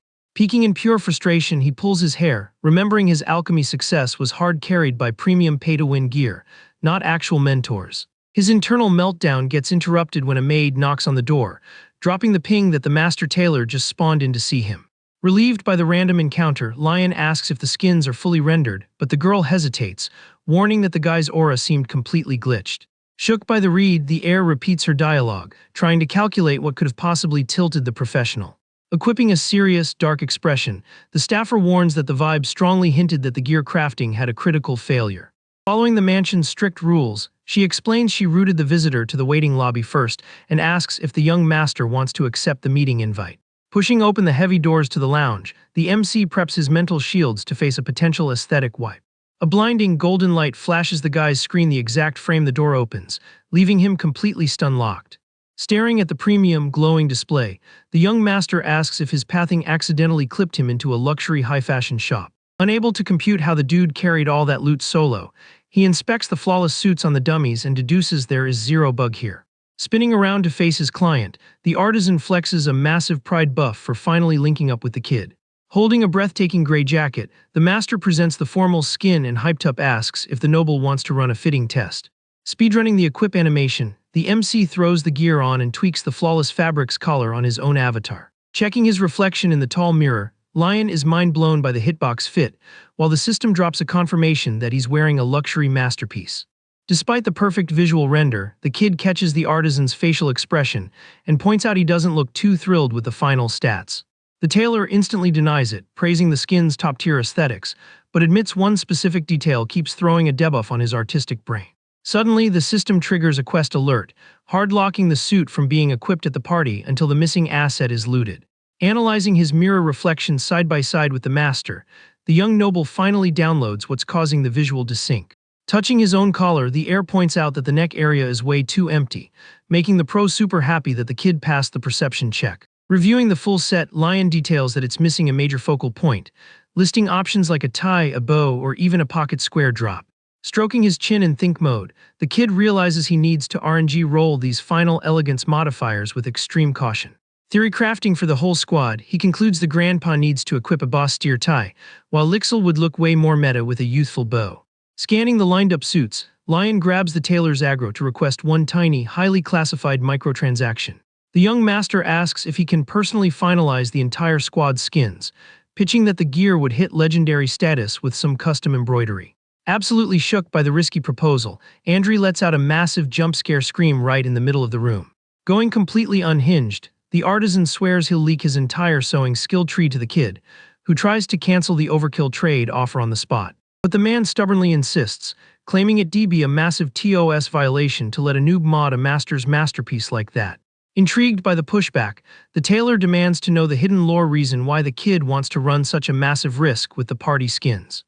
Right then, the MC flashes back to discovering the origin of his deleted mom's ancient fabric during his grandpa's scanning phase. The guy continues the lore drop, narrating that the boomer patriarch actually dropped a highly genuine "thank you for that humble artisan's carry back in the day." Dropping this emotional bomb, the young noble explains he finally managed to download the heavy sentimental debuff of that entire scenario. He realized that crafting custom-fit gear for your beloved party members carries an astronomical meaning for the leader of the Magic Guild. Since the boomer sacrificed his own playtime to craft his daughter's defense buff, the heir feels the final touches of this tribute absolutely must be forged by his own hands. The kid wraps up saying this family co-op carries an essence so pure and op that no master tailor on the server could ever replicate its code. Moved to tears by the raw, honest audio log, Andrew reflects that being a top-tier pro is way more than just dropping high-stat meshes. Feeling the kid's massive respect for the manual grind, the artisan yields and decides to drop the absolute best support buffs of his entire playthrough right there. With that, the master transfers the finalization rights to the kid, who already hyped up suggests they speedrun picking the base designs. Already locked into his chair with a pro posture, Andrew radiates total confidence, swearing he's got a galaxy brain concept loaded for the event. Flexing the high-quality sketches, he pitches a super boss-level design for the grandpa and a way more youthful, high-end mesh for the prodigy mage to equip. Hyped by the instant green light on his concepts, the master asks what kind of meta the MC himself wants to run for the event. The kid decides to prioritize the party's gear first, and accepts the artisan's prompt to start the tutorial by crafting a basic tie. The sewing master boots up the tutorial, breaking down all the micro details and the complex hitboxes that make up the male accessory. Finding the technical jargon suspiciously similar to weapon names, Lion jokes internally that this might be a bit cringe to say out loud in front of his spellcasting guild. Switching focus to the actual crafting mat, the guy lands a critical hit asking about the inner lining, jump-scaring the teacher with his sharp game knowledge. The heir explains that the ultra-premium silk they're using has a hidden passive to maintain its perfect hitbox just by being pressed. Absolutely thrilled by his apprentice's high-end stat, the tailor gives the hyper-energetic green light to officially launch the practical grinding phase. The luxury room's muted lobby is filled by the audio of crafting tools, as the young master dumps all his focus into forging the first drop. A short AFK later, the artisan heavily praises the noob's output. The kid ignores the system's achievement pings and clicks, except to proceed to the next phase. The professor asks if he has any specific texture mods in mind for the embroidery, hearing the noble confirm his strat is to run the classic guild crest. Gliding his pencil across the blank UI canvas, the MC sketches out connected leaves on a solid branch to visually code his bloodline's unbreakable co-op bond. Completely mesmerized by the deep lore of the drawing, Andrew thinks that botanical concept is insanely galaxy brain and profound. Taking over the needle like an absolute grandmaster, the tailor runs a live demo on how to pull the thread's texture into the 3D space, warning that the only real cheat code for perfection is infinite grinding. Totally locked in to master the tech, the young master requests a brutal speedrun timer of exactly 3 days to 100% clear the entire. Radiating blind faith in his new apprentice, the pro clicks accept on the spot, guaranteeing the kid's talent stat is absolutely legit. Server time flies in the improvised studio, and the heir ends up taking piercing damage to his own finger from the needle, dropping a tiny audio cue of pain. Checking the small blood pixel on his skin, he sighs in relief seeing the HP loss wasn't critical and snaps his aggro right back to the grind. Hands deep in the code for days on end, the noble sweat grinded like a literal psycho until he burned through all the presets and started rendering his own custom meshes. To guarantee his crafting skill tree actually leveled up legit, he chose to vault his magic toolkit and rely strictly on his own raw stamina bar. Slumped over the desk totally out of HP after the system spammed another craft failed alert, the guy admits the quest is absolutely brutal and seriously contemplates rage quitting.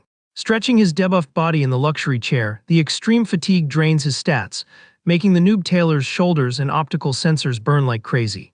Despite all the stacked physical debuffs, the MC forces his avatar to stand up and stares down the fabric bench with a freshly reset determination meter. Gripping the heavy mesh once again, he cancels the forfeit option after noticing his own hands finally started auto-pathing to match the high-speed stitching frame data. Suddenly, an intense, totally unscripted glow starts rendering straight out of his palms, jump-scaring the hyper-focused worker. The system's golden UI spawns gloriously in the air, announcing the awakening of a brand new talent unlocked through pure, agonizing tryhard grinding. Bathed in the light of his sweaty W, the heir celebrates in pure relief for finally hitting level 1 in the tailor class. With the new buff active, his needle's attack speed gets a terrifying multiplier, slicing through the fabric while his EXP bar shoots up non-stop. Gliding the hot iron over the finalized mesh to lock in the press, the kid hits proficiency tier 3 in a literal microsecond. Analyzing his recent W, Lion catches a super obvious pattern and deduces there's a highly specific hidden trigger to awaken any crafting class. Holding the flawlessly embroidered leaf, he figures out the core energy drops from how desperately he wants or needs that specific item in his playthrough. His memory logs back up the theory as he recalls his desperate need to forge farming gear and bake HP items for the orphanage kids. Even though he bumped his sewing stats through raw brute force training, the special skill only truly triggered when his intent to buff his guild hit maximum output in his. Powered by this newly downloaded clarity, the young master equips his magic repair kit, absolutely certain he's finally leveled enough for the real boss fight. The mystic tools float around auto-stitching the fabric via macro, while he drops a mental thanks for running the manual grind before exploiting the easy mode. The sweat pays off instantly with the flawless spawn of a 2-star glowing tie, entirely min-maxed for the user's elegant stat. Popping off in the middle of the room, the kid celebrates the activation of his artisan touch buff and preps eagerly to inject the final embroideries onto the smooth mesh. A premium aura wraps the material the exact frame the botanical details boost the tie's status to a Tier 3 Supreme Rarity drop. Super carefully, he equips the flawless accessory onto the dummy and flexes over the system notification, confirming that masterpiece is certified to be proudly displayed in any server hub. The tech UI flashes a warning as the combo pieces perfectly sync up, merging to spawn a complete magical set bonus. Bathed in a blinding blue light, the air is totally awestruck spectating the jaw-dropping graphics of the very first 4-star item he ever rendered in his life. The hype meter keeps breaking records as the grandpa's and little brother's skins also receive the exact same visual buffs from the flawless crafting RNG. Surrounded by the imposing glow of yet another legendary high-fashion suit, the MC feels his chest max out with indescribable professional satisfaction. Totally jump-scared by the bonus floating panel, the crafter is fascinated to data mine that the suits hide secret magic passives that auto-trigger when equipped by the guild members. Absolutely hypnotized by the achievement screen, Lion calculates he can speedrun his own skin and the youngest kid's gear by maintaining this exact production loop.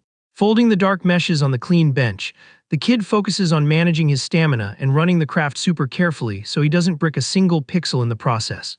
The dead silence of the VIP room is only broken by the sharp audio of the magic scissors, clipping the heavy material's edges with frame-perfect accuracy. A short AFK later, the system dings the success of Phase 2, confirming the magic prodigy's formal skin is fully rendered and ready to equip.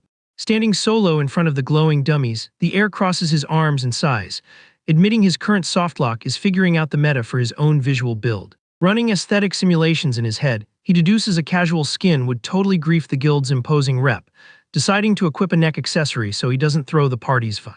During a sudden spike of pure artisan galaxy brain, the MC spots the perfect workaround and decides to craft an elegant pendant to slot into his collar. Speed sketching the design on crinkled paper, he hard-codes that the absolute main attraction of his exclusive gear will be a massive, imposing gem right on his chest hitbox. Roaming the ancient hallways of the mansion, the young master raids the dusty display cases loaded with high-tier loot the boomer patriarch used to equip back in previous patches. The noble's eagle-eye perception instantly locks onto an insanely dazzling purple gemstone, glowing like a boss inside a dark velvet loot box. Holding the heavy jewel up to the warm lobby lighting, the heir catches a nostalgia buff, noticing the vibrant color perfectly color matches the unique I-hex code of his magic bloodline. Back at the crafting station, he slots the gem with frame-perfect precision into the center of the white cord, celebrating the glorious zero completion of the final and most critical asset. A cosmic ow-ee blast of magic envelops the kid as the system dumps a massive wave of reward coins, leaving him totally mind-blown by the millionaire payout for completing the collection log. Absolutely euphoric over the random fortune hitting his virtual wallet, he screams out loud seeing that the god-tier secret shop catalog is finally 100% unlocked for him. Hypermotivated by the absurd power creep of his luxury playthrough, the MC spins his elegant avatar around, deciding to boot up his new millionaire strats on that exact frame. Lion's millionaire pop-off is instantly interrupted by a scream of pure terror when Lixel violently kicks the bedroom door open. Radiating a massive hostile aura, the youngest demands to know why the older brother is still grinding the sewing minigame on the literal eve of the event. The magic prodigy drops a warning that pulling 3 all-nighters in a row is gonna permanently brick his HP bar, while the MC triggers an internal panic attack for getting caught in 4K. With a ruthless glare, Lixel issues an admin command for them to log out and sleep immediately, totally terrifying the night shift worker. Right then, Elvia spawns out of nowhere, grabbing the young master and agreeing they desperately need to go AFK even though it's late. Getting physically dragged away, Lion screams in pure desperation, begging for just one more microsecond to peek at his freshly unlocked secret cash shop.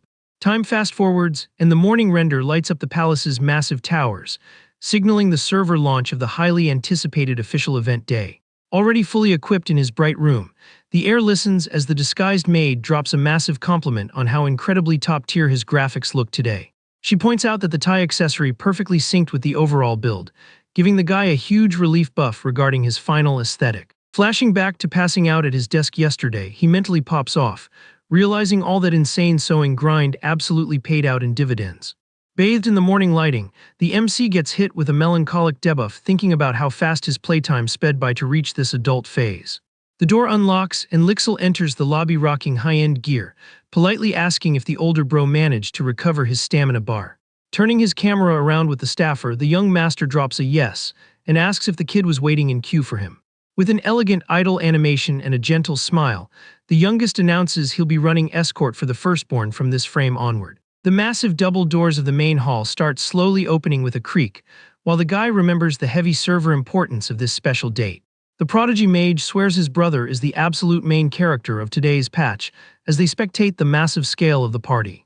The palace's gigantic event lobby is overflowing with whale-tier luxury, hosting the absolute top 1% of the Empire's player base. Between wine sips, the VIPs gossip that this absurdly expensive event totally gaps even the Emperor's premium banquets. One noble mentions that the leak about the Patriarch and the heir having toxic aggro seems like fake news, but another player decides to hold their read and wait. The lobby chat gets instantly muted when the announcer drops a server-wide broadcast for the arrival of Marquis Asura and the young masters. The mob is absolutely stunned by the veteran leader's ruthless boss aura, immediately assuming the kid walking next to him is the genius youngest bro. The event host drags out the suspense before announcing the absolute main attraction of the patch. Dropping in with maxed out drip and elegance, Lion Asura spawns at the top of the stairs, instantly stealing all the aggro from the entire lobby. The most broken guild on the server walks down the steps in formation, casting a global silence debuff on the entire noble faction present. Shook by the guy's high-tier graphics, some female players whisper, completely failing to compute how such an attractive avatar got tagged as a completely deranged, flop noob. Walking side by side, Patrick grabs his grandson's attention with a super stealthy. The grumpy boomer low-key points at a specific squad and orders the kid not to party up with those trash-tier casuals. Flexing his absolute confidence, the leader drops a warning that the heir needs to prep his mental shields to run a live speech for the entire server in a minute. Letting out a chill laugh, Lion swears he won't drop any negative rep on the dynasty's tag, noticing how much the boomer actually cares about his stats deep down.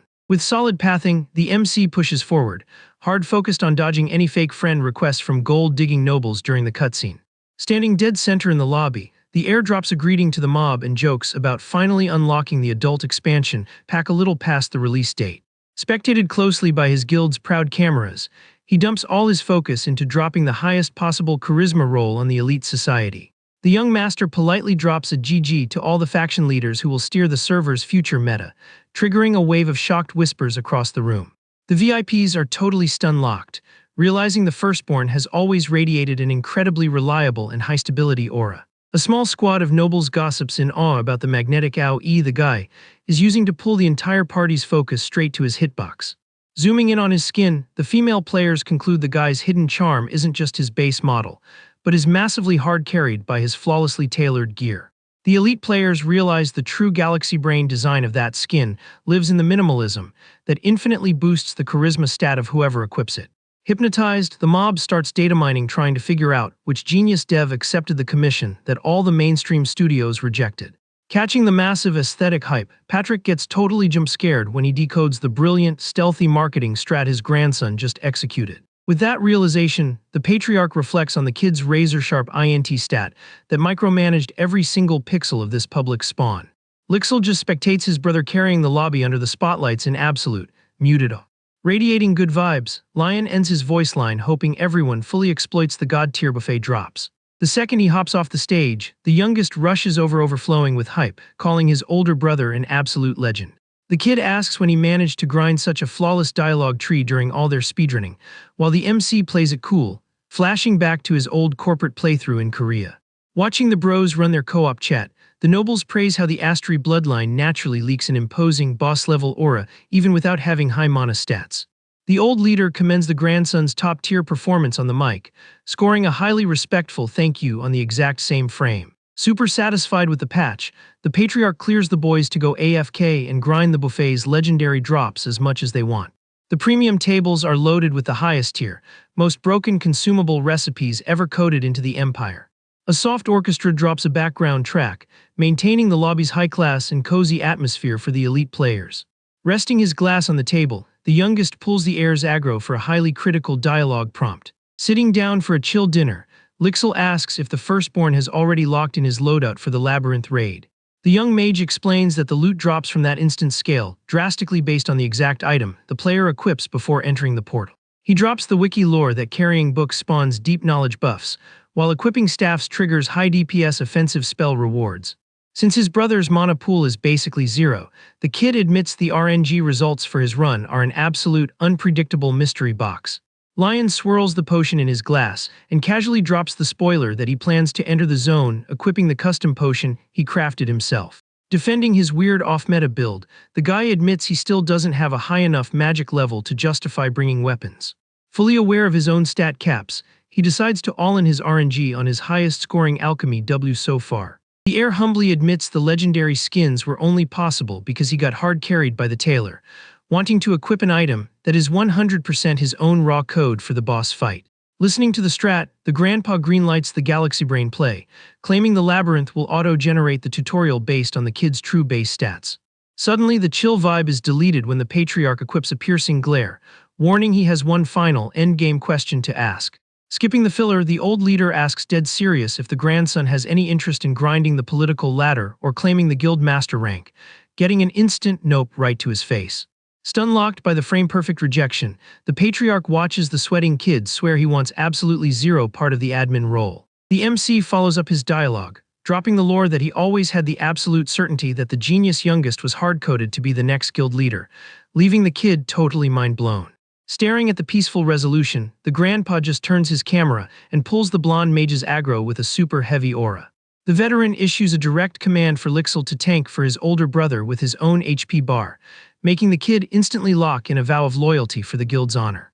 With the trade accepted at the table, the leader flags the ticket as resolved, leaving the two boys completely lost and buffering over how fast that whole sequence just ended. Swirling the red wine in his glass, Patrick drops an internal GG, hyped that he cleared the dreaded guild succession PvP event so easily and peacefully. The man gets a massive urge to broadcast this W to the entire global server, remembering the toxic political factions waiting to grief their dynasty. His expression instantly hardens as he runs a threat assessment on the dangerous top-tier players in the server's political PvP zone. Since the Imperial family's own guild is still stuck in an endless loop of internal friendly fire over admin rights, the boomer concludes they aren't a high-priority threat right now. Maintaining his boss posture, he calculates that the real endgame raid boss they need to worry about is the absolutely ruthless Videnti's guild.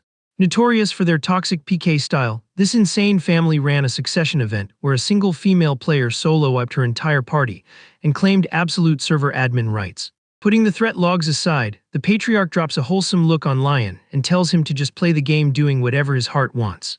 Flexing his toxic troll humor, the kid asks what the penalty is if he accidentally triggers a massive server wipe, getting instant clearance from his grandpa to grief as much as he wants. With his eyes glowing a violent, literal red, the old man threatens to permaban anyone who even tries to drop a debuff on his grandson, terrifying the guy who now fears getting team killed by his own grandpa before a mob even touches him. With the grandpa's op protection buff still fresh in his RAM, the young master decides he's just gonna run a cozy, low-aggro survival build from this patch onward. Satisfied with his chill endgame strat, he whispers a quick Roger that to himself while staying planted in his chair. Pinging the family's attention at the loaded table, the heir cheerfully suggests they speedrun the rest of their dinner consumables. Already up and navigating through the massive event lobby, the MC holds his wine glass while spectating the chaotic pathing of the high society players. Scanning from a safe distance, he notes that the old Patriarch and his little brother are tanking a literal nightmare social queue, getting spammed with dialogue from dozens of VIPs at once. The guy sighs, acknowledging that running customer support for all those arrogant elites is definitely not an easy daily quest. In the middle of the loud mob, Patrick and Lixel tank the NPCs while maintaining flawless posture, flexing the absolute supremacy of their magic bloodline. Right then, the firstborn takes a few slow steps backward, stealthing away from the main hub table with super high sneak stats. He whispers to himself that he can't just AFK forever, remembering he has his own merchant quests to clear on the side. Flashing an incredibly slick look, the kid proves he's fully loaded and ready to trigger his master marketing strat. The exact window of opportunity opens when an ultra-premium female player walks into his aggro range and drops a polite greeting.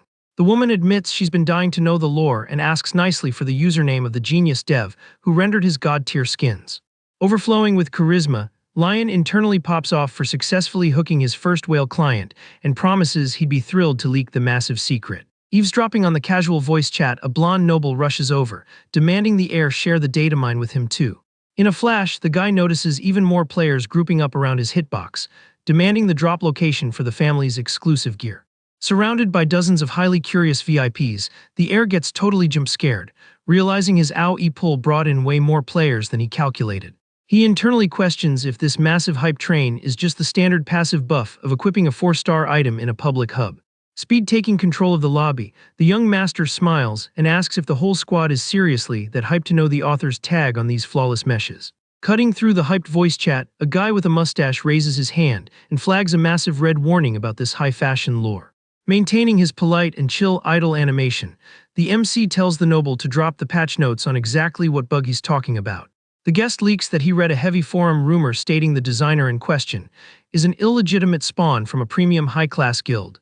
He finishes the lore dump explaining that the genius crafter got permabanned from the noble faction purely for downgrading his brand to sell skins to standard low-level NPCs. Faking absolute zero knowledge about the tailor's corrupted save file, Lion widens his eyes, pulling off a ridiculously convincing shocked emote at the leak. A female player covers her face with a fan and asks, totally tilted, if there are actually players left on the server who would reject such a broken stat line over a garbage political. She whispers to the group that only the boomer nobles aligned with the first imperial princes outdated meta actually care about that toxic, low-tier prejudice. Connecting the dots on the current political patch, the mustache guy reminds everyone of the critical detail that the second prince also spawned outside the official marriage code. He brilliantly deduces that the poor tailor basically just became a casualty of the server's toxic public forums, getting totally griefed by the heavy PvP rivalry between the two princes. Exploiting the sudden shift in the room's meta, the MC offers to drop the artisan's coordinates, but pretends to cancel the trade if the guy's corrupted history makes anyone's vibe drop. The mob instantly rejects the cancel and begs for the data mine, swearing on their accounts that their only focus is the ridiculously op quality of the skins. Flashing a huge W smile with his wine glass equipped, the young guy drops Andrew's username and mentions his hub is located in the southern Astri zone, making the nobles instantly compute that the genius tailor is now shielded by his family's massive protection buff. Trying to artificially inflate the market price like a total scammer, the young master holds up 3 fingers, warning that the highly contested artisan only has 3 ultra-rare pre-order slots available for today's patch. Right before the desperate mob starts throwing literal hands to secure the coveted VIP slots, a firm female voice blasts through the hall's audio channel, instantly hard-canceling the entire hype train.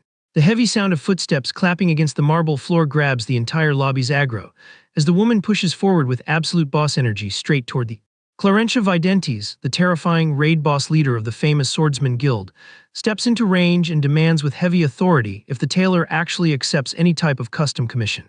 The surrounding nobles start whispering in pure shock, completely mind-blown seeing the imposing, lethal marquise show interest in a casual minigame-like fashion. Sweating bullets with the actual Grim Reaper standing right in his hitbox, Lion tries to keep his merchant NPC dialogue running, and super politely asks what class of gear the warrior wants to order. The woman explains with zero chill that she urgently needs ultra-high durability training gear and high stamina casual, where to survive her hardcore daily grinding loop. Snapping her head around, she shoots a deadly, high-damage glare straight at a squad of cowardly nobles who were whispering in the background. With her eyes glowing a literal murderous red, the Marquise drops a threatening voice line stating her old gear is completely bricked and cannot be equipped anymore. Absolutely terrified by the crystal-clear threat of incoming PvP slaughter, the guy triggers a nervous coughing animation and tries to use a garbage escape rope excuse, claiming a random high-priority quest just popped up.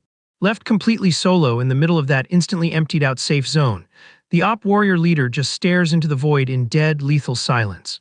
Hiding safe behind a massive pillar, the heir remembers the lore that the Marquise survived a brutally hardcore succession PvP event, deciding it's totally normal for casuals to be terrified of entering her aggro range. But his inner merchant overrides his fear debuff, and he responds with a confident smile, warning that massive bulk orders take longer to render. She clicks accept on the TOS and offers to drop a heavy coin deposit right on the spot. With a super elegant and ice-cold posture, the woman promises she'll send the transaction via mail the exact second this loud party event logs off. Hyped over closing a massively profitable high-risk trade deal, the kid backpedals, mentally popping off for clearing the scary client interaction without taking damage, and instantly targets his next objective. Announcing the pre-order slots are officially sold out with a smug smile, the young master casually asks if anyone else wants to join the incredibly long server waitlist.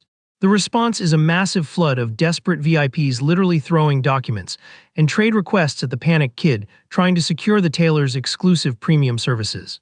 A ridiculously thick logbook slams onto the table, verifying the absolute flawless victory of his marketing strat, making the air vibrate with hype for securing massive server-wide fame and a giant bag for Master Andre.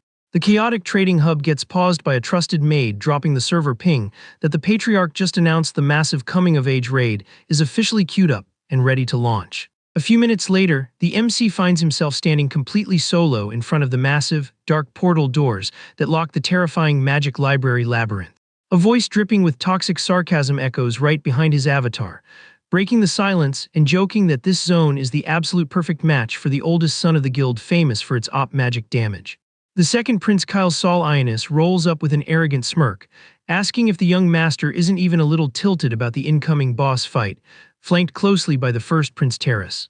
The heir internally drops a string of curses, absolutely certain the prince is using that voice line to grief him because he knows his mana pool is zero, but he claps back in global chat with absolute confidence, claiming his fear stat is literally zero. Stepping right in front of his brother to tank the aggro, Lixil glares at the Imperial Royals with a lethal debuff aura, furiously demanding what possible lore reason the genius firstborn would have to feel stressed. The two princes slightly backpedal, taking minor intimidation damage from the explosive magic pressure, while Lion finds it hilarious that the youngest copies the boomer patriarch's exact hostile defense animations. The first prince just drops a sideways smirk and sarcastically announces he's fast-traveling back to his seat, proving Lion's theory that the guy actually has cracked stats, but wastes all his AP on garbage, low-tier minigames that Lixil absolutely despises. Completely muting the annoying royal players, the young magic prodigy hands his brother the glowing premium flask and begs him to play super safe inside the instance. Gripping his absolute best alchemy drop to date, the MC sends a huge thanks for the emotional buff and locks all his focus onto the high-risk quest waiting behind the door. Pushing forward into the massive rendered environment, the guy strolls past the bookshelves, amazed as he remembers this zone used to be his ultimate safe space during his sad low-level days before his magic failed to boot up. Staring into the mystic darkness of the massive corridors packed with floating books, he recalls the famous server lore that the original Patriarch vaulted a literal god-tier drop in here after the deadly demon PvP war, getting insanely hyped to data mine what it is. Walking cautiously across the clean, glowing floor, the kid assumes the hidden loot must be some priceless endgame legendary, but gets totally jump-scared when a blue beam of light shoots up from the dark. Colossal magic circles packed with ancient runes light up and start spinning wildly right under the noble's boots, completely illuminating the library's dark floor textures. Outside the instance, the massive vibration shakes the entire server architecture so hard it's terrifying, making one of the princes ask how simply unlocking the isolated zone is triggering such a massive physics glitch. The giant double doors are violently forced open, and a literal hurricane of mystic energy leaks out at max capacity through the gap, completely lighting up the palace's main hallway. Inside the challenge map, the young master snaps his camera around in absolute shock when he registers the true, overwhelming scale of the ancient op power that just spawned into the lobby. With zero iframes or defense stats to block the ridiculous impact, the heir's hitbox is swallowed and launched into the sky by a furious blue magic vortex that drags him straight into the void. The server lore claims this mysterious labyrinth runs on its own unhackable AI, either dropping its loot peacefully or turning into an inescapable permadeath trap if the raider's greed stat triggers its aggro. Absolute panic overtakes the suited VIPs as the massive stained glass windows shatter, sending the players running wildly in every direction, totally clueless about the bug causing all this random chaos.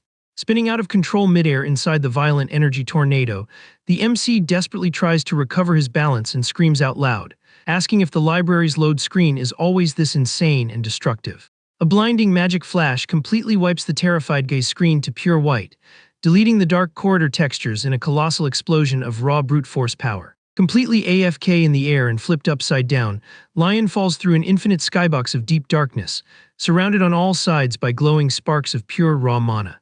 In the middle of the lobby's chaos, Lixel spams the help ping for his grandpa, while the old patriarch reaches his hand out in stunned, helpless shock, leaving the heir stressing over his own save file hovering in the silent void.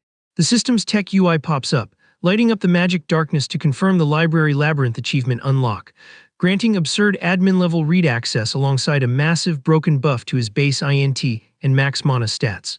A majestic, golden notification shines brightly in the dimension sky, broadcasting the flawless rendering of an ultra-pure mana circle directly inside the kid's core code. While the palace shakes and lethal chandeliers crash wildly onto the fleeing VIPs, the Patriarch casts a massive, flawless golden magic shield, saving everyone from taking crush damage and dropping a hard command for an immediate server evac of the collapsing lobby. Pure chaos hijacks the lobby after the labyrinth's random boss spawn in the middle of the wiped zone. One noble begs Lixel to spam an AoE shield spell to guarantee the survival of the remaining party. As the particle effects slowly despawn, the magic prodigy runs a threat assessment and breathes a massive sigh of relief seeing that every single guest managed to dodge the random disaster with 0 HP loss. Taking back admin control, the Patriarch steps up and orders the youngest to dispatch the healer class for the injured, and immediately set up a safe zone to temporarily house the remaining VIP players. Caught totally off guard by the quest prompt, the kid stutters, failing to process the command right then. The old leader announces he's gonna solo hold the line and guard the collapsed entrance, dumping the entire logistical queue onto his grandson's plate. Panicking at the high-risk strat, Lixel tries to cancel the order, warning that the map's physics are way too unstable. He begs to stay and co-op the defense, but gets hit with a brutal, uncancelable rejection from his grandpa. Keeping his classic, ruthless boss posture, Patrick reminds the boy he needs to clear his quests as the guild's future leader, leaving the young mage completely stun-locked by the massive carry weight of that role. The guest runs up, pinging the Patriarch about the sketchy danger of the endless screen shake flexing pure arrogant troll energy. The leader laughs, asking if they seriously think a minor bug like that could drop his HP, totally mocking the elite's panic. Losing his patience with the kid's buffering, the boomer raises his voice and orders the youngest to evacuate the zone. On that exact frame, the boy stays frozen on his spawn point, totally consumed by the RNG uncertainty of the raid. Yielding to the pressure, the kid clicks accept, trying to cope with the hope that his older brother's avatar won't get deleted in there. He rallies the VIPs to finally push out, getting an instant assist ping from one of the nobles. Already pathing away through the ruined corridor, the prodigy throws one last highly stressed glance behind his camera with his heart rate spiking. He mutters the firstborn's username, terrified of a bad ending. The squad lead by Lixel finally clears the danger zone, speed walking over the palace's busted geometry while the dust particle effects keep rendering across the ruined luxury map. Left entirely solo in the wiped hall, the Patriarch scans the labyrinth's absurd instability, internally admitting his mental stats would shatter if the youngest kid also got sucked into that raging magic vortex. The veteran's solo instance is interrupted by the audio of heavy, armored footsteps echoing on the broken tiles. A totally unbothered female voice asks how he can just idle there during a massive server crash. The guild leader instantly ids the boss-level aura of Marquise Videntes, keeping her usual I scold emote. The warrior demands to know why Patrick ignored the evac prompt and camped the zone. Scanning the woman's zero-chill reaction to the disaster that just swallowed the air, the boomer catches a highly sus detail, noting the warrior sounds 100% convinced the kid's HP hasn't hit 0 yet.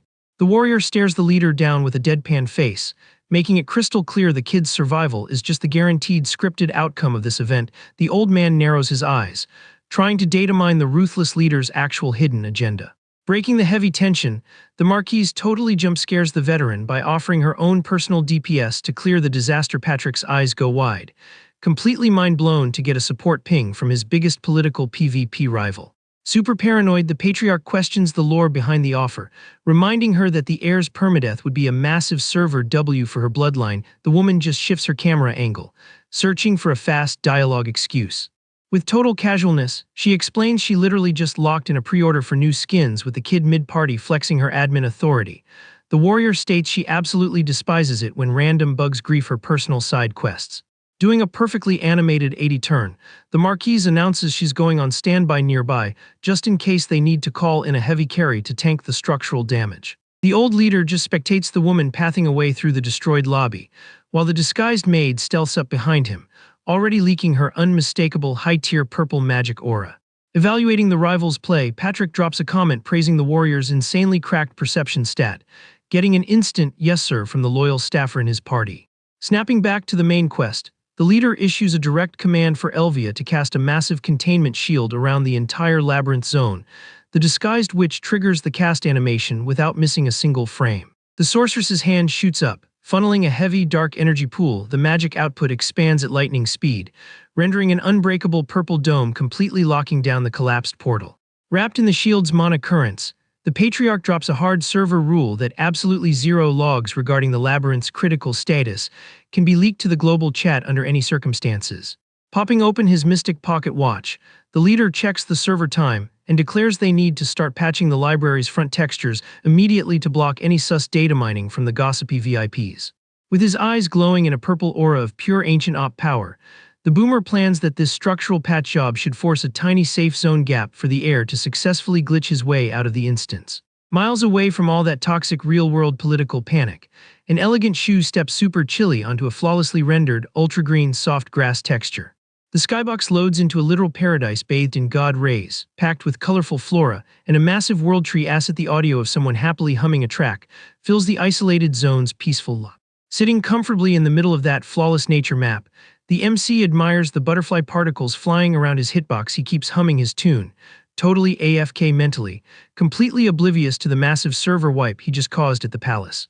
Staring at the floating blue UI, the young master grumbles that this chill safe zone is making his brain lag. The panel confirms the labyrinth achievement unlocked, proving he zero cleared the dungeon's challenge. Leaning his back against a massive floating magic book, the guy remains utterly confused. He admits to himself he has absolutely zero idea what input sequence he actually used to beat that ancient raid. Standing up from his improvised AFK spot, the kid starts pathing across the green field. He tries to force his memory files to load how this loot drop mechanic actually functioned in the vanilla game. Scanning the massive, lit-up zone, the MC deduces this map is the final loot room since the quest log says cleared. He's 100% sure the lobby has zero mob spawns and focuses entirely on locating his legendary drop. Trying to figure out the actual physical interaction to claim the chest, he pictures the classic games, except loot UI. Frustrated, the noble realizes that back in the day, he just had to click a simple confirm button to vacuum up the gear instantly.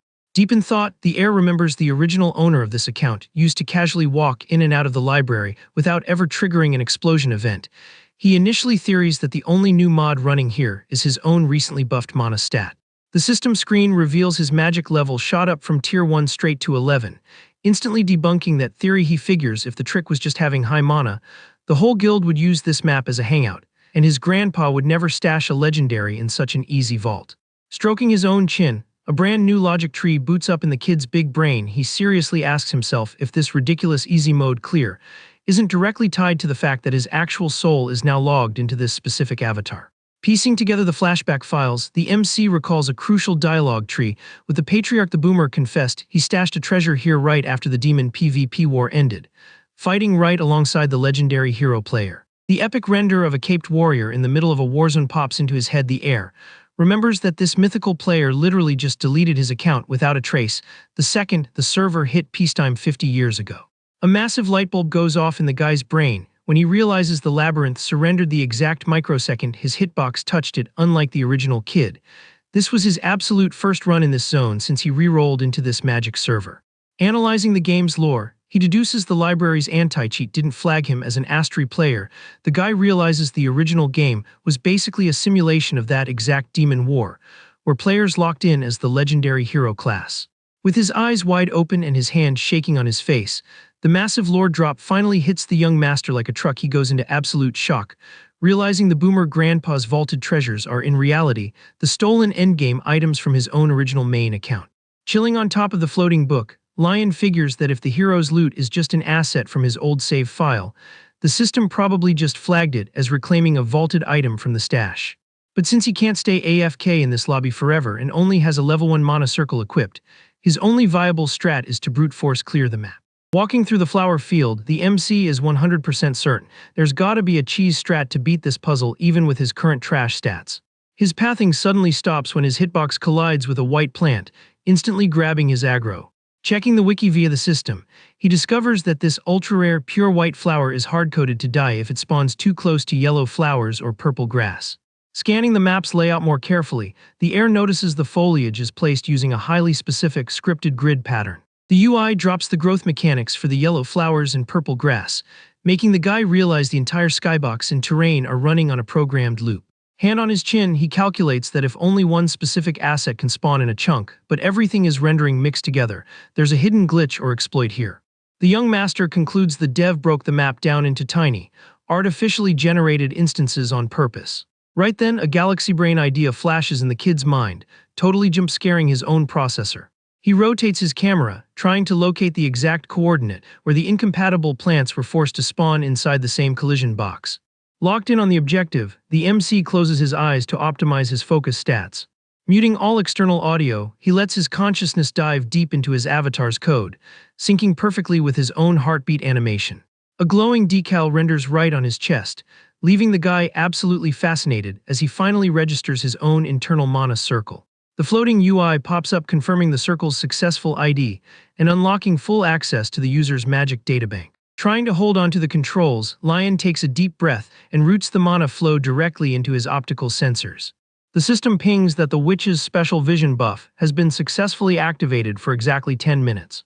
The thermal-like vision highlights lethal red magic traps right on the exact coordinates where the plants overlap, proving his read was flawlessly accurate. He notices the zone doesn't have any tripwires or AoE triggers if touched wrong, confirming this specific spot is definitely not the final waypoint. With that data, the young master decides to push further into the field to continue his loot radar sweep. The kid speedwalks across the brightly lit map, dodging the floating petal particles. His walking animation halts instantly when he spots a high-value detail rendering in the grass. The buffed vision exposes the sector's hidden tag, making the MC pop off for finally discovering the correct drop zone. Crouched near the floor, he pinpoints the source code of the illusion thread and wonders if he'll need to dig the terrain to run a proper scan. Knowing he absolutely must purge that illusion debuff, the heir opens the secret shop's UI, desperate to buy some utility gear. A notification celebrates that his wallet balance just broke the 100,000 coin mark, unlocking brand new tabs and upgrading him to a bronze tier premium member. Hyped that the shop is finally running at max capacity, the guy filters the search to find immediate survival consumables. However, he instantly tilts when he spots an emergency ejector seat listed at a ridiculous scam price of 3 million coins. The rage builds when he sees a rusty key priced at a flat 1 million, leading him to conclude the entire shop is a massive dev troll. Pissed at the pay-to-win pricing and garbage loot pool, the young master demands to know if the UI has a filter to sort items that actually fit his broke budget. The AI responds by asking if he wants to apply a custom query, hyping the client up with the much-needed quality-of-life feature. The guy drops the admin command to filter the catalog strictly below his current coin balance, sorting by lowest price and toggling the active sales tab. Satisfied with the vastly optimized and clean UI, he scrolls down but realizes 90% of the drops still have zero utility for his current puzzle. Running a stat comparison, he concludes that a magic scanner and a pair of sharp scissors are the absolute best-in-slot picks for this raid.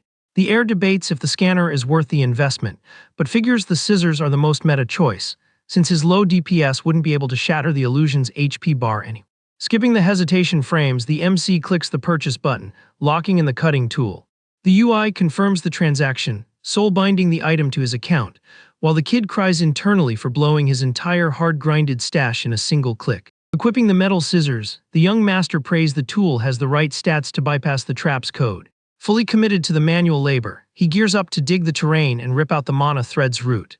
Flexing his premium tier hoe, Lion celebrates that his daily grinding at the forge made the digging mechanic an absolute breeze. With a swift, high-damage swing, the kid slams the ground of the flower map, sending dirt particles flying everywhere. A red critical alert pops up, warning that his vision buff timer is going to expire in exactly 1 minute. Jump-scared by the sudden timer, the guy pauses his swing, shocked that his buff duration is already hitting 0. The hoe's impact registers a solid collision with something buried, revealing a dark asset clipping through the dirt. Totally caught off guard by the metallic audio cue, the heir IDs the target and pops off for finally digging up the loot. Racing against the system's countdown timer, the kid goes into hyperspeed to fully unearth the box as fast as humanly possible. He grips the dirt-covered object with an iron hold and yanks it straight out of the voxel hole. Holding the tiny chest, Lion is mind-blown to see the asset uses the exact same texture model as the reward chest from his old playthrough.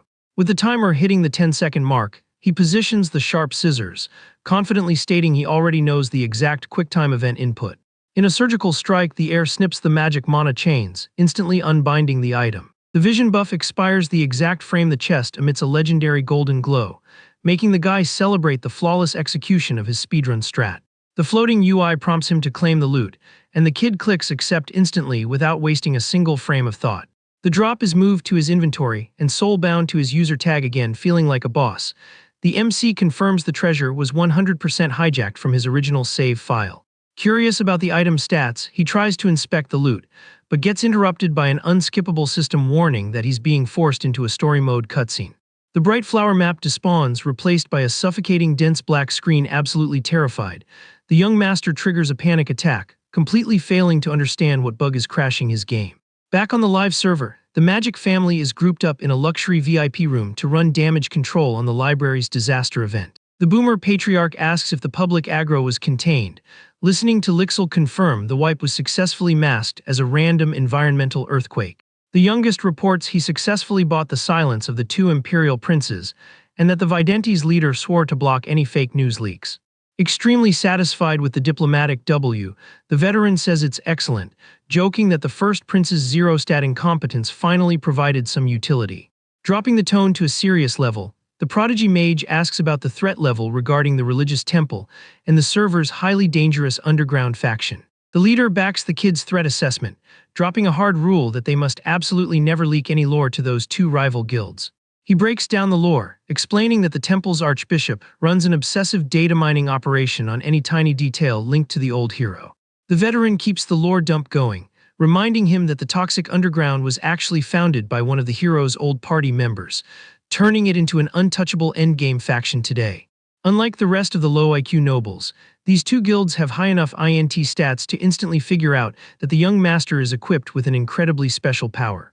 Adjusting his white gloves, Patrick reaches the absolute conclusion that the heir is 100% tied to the legendary lore through some mysterious hidden questline. Evaluating the drop logs, he points out the first massive red flag was the alchemy miracle with the witch's potion, and the second is the exact event crashing the server right now. The old leader is absolutely certain that the glitching library vaulting the treasure is hiding an endgame secret that not even the kid himself has downloaded yet. Due to all these massive server risks, the Patriarch issues an admin decree that the mystery must remain stealth from everyone, but a loud alarm audio cue violently interrupts the chat. The guards panic in front of the massive sealed portal, spamming the chat that the labyrinth's collision box just started moving on its own. Scanning an absolutely op energy spike radiating from inside, the leader orders the entire squad to adopt a defensive stance to tank whatever raid boss is about to spawn. A blinding purple flash leaks through the door seams, throwing up a massive red flag that the labyrinth's AI decided to spit some loot back at them. The epic high-tension atmosphere gets completely deleted in the most embarrassing way possible, when a random piece of paper flies straight into the old patriarch's face with a dry slap. Absolutely tilted with the paper still glued to his hitbox, the veteran is literally boiling with rage, while the youngest kid stutters, completely lost on how to handle his grandpa's humiliating bug. Yanking the object off his face manually, the boomer realizes this bizarre projectile is literally just a basic folded-up text file. The prodigy mage watches the leader unfold the mysterious note with max anxiety, having zero clue what kind of SOS his brother managed to send from inside that lethal death trap. Inspecting the crumpled piece of paper, Lixel notices the font looks super rushed, but confirms without a single doubt that the handwriting is a one-to-one match for his older brother's code. Scanning the note closely, the kid gets a minor relief buff seeing there are zero dirt textures or damage decals on the paper. Catching the grandson's reaction, the old patriarch urgently demands to know what dialogue is written in the logs. Staring at the text block, the young mage hesitates massively before clicking the reply option, mumbling to stall the inevitable truth leak. Miles away in the labyrinth, the system UI renders a prompt confirming the player has successfully loaded into the story mode instance. The MC stays totally muted, buffering the random map transition while a heavy black texture overtakes his entire screen. Sitting in an empty void and holding his head in pain, the heir grumbles about the debuff while the system pings that it's buffering a memory playback, making him question if he actually just got forced into a cinematic cutscene. An old render starts playing like a video projection in the air, displaying two player models chilling in a destroyed map, letting Lion deduce from the title screen that he's spectating someone else's ancient replay file. In the foggy playback, the unknown avatar trades a tiny cylindrical item to the blonde player, telling the squadmate named Pethrick to stash the loot since he wouldn't be needing it in his build anymore. Absolutely shook hearing the familiar username, the young master realizes this is the exact replay of the day his grandpa acquired the mysterious quest item straight from the legendary hero's inventory. The mysterious figure's voice line keeps playing in the void, complaining that the strat wasn't even fully compiled to be leaked right now, but highlighting that the item would be a mandatory key in a future patch. Tilted by the corrupted audio file, the guy curses for failing to hear the most critical lore drop, deeply regretting speedrunning his character creation menu without bothering to read the wiki on who the guy in the cutscene actually is. The projection shows the young patriarch clicking accept, vowing to tank for the tiny chest with his own HP bar. Immediately after, the screen goes completely black, leaving Lion highly offended in the void, wondering if the video really just hit the end credits without any warning. Dropping in a mode of pure exhaustion, he complains that he thought the cinematic was gonna drop some endgame spoilers, since he basically didn't data mine a single useful stat from the whole thing. Despite the scam cutscene, the heir theorizes the event triggered during the massive server war, concluding the chest was transferred to his grandpa's inventory to stay vaulted until the exact patch it was needed. The chest unlocks, revealing an ultra-premium cosmetic set designed to hard-block skill tracking, jump-scaring the kid who instantly ids the gear tagged by the system as the hero's treasure. Flexing a hyped smile, the guy mentions this gear wasn't even that hard to farm in his old playthrough, mostly used by players just to stack a massive EXP multiplier buff. Massively relieved by the drop, the heir has zero clue which of his alt accounts dumped the jewelry there, but sends a huge GG to RN Jessus for spawning them exactly when he desperately needs to stealth his magic stats. Right then, the tech UI pops up, asking if he wants to pull up the advanced stat sheet for his own mana circle, getting a frame-perfect yes input. The screen flashes a warning that his circle's remaining energy is critically low, leaving the MC totally confused trying to compute how a level 1 structure can physically tank such a broken, high-cap mana pool. Scrolling through his own thoughts, he remembers that all the standard mage builds on this server literally spend 24/7 AFK meditating just to try and force their magic capacity to level 2 or 3. Staring at the massive, highly complex magic wireframe glowing under his boots on the floor, the noble questions why his noob-tier circle is so ridiculously, stupidly colossal. Paralyzed on his spawn point, the young master just stares into the void, trying to process the sheer scale of the op power buff he just downloaded. Shrugging it off with an optimistic emote, he gives up trying to find the source code logic for the bug, simply concluding that having maxed out DPS stats is always a god-tier advantage. Walking through the dark ruins, the kid celebrates that the accessory will flawlessly stealth his abilities from the guild, ranking his coming-of-age event as an absolute flawless W for dropping a treasure-class artifact. Despite all the hype over the millionaire loot, the guy scans his surroundings with a worried emote, realizing he still has a massive softlock to patch right now. Spectating the chaotic, totally wiped terrain of the Grand Library, he grumbles sadly that he's still hard stuck inside the infamous labyrinth zone. Resting his hand on a magic book hovering over a stone pedestal, the heir debates if he should start pathing through the destroyed map to locate a safe extraction point. A spam of red access denied alerts blocks his input, notifying him that the library's code can only be modded with the current server admin's clearance, leaving the guy shook when he reads the log stating he himself just inherited the admin rights. The realization finally hits, and the kid figures out the absolute ownership of the zone got transferred to his account right after he cleared the raid, muttering in a stressed tone that this achievement was definitely not in his original stealth escape route.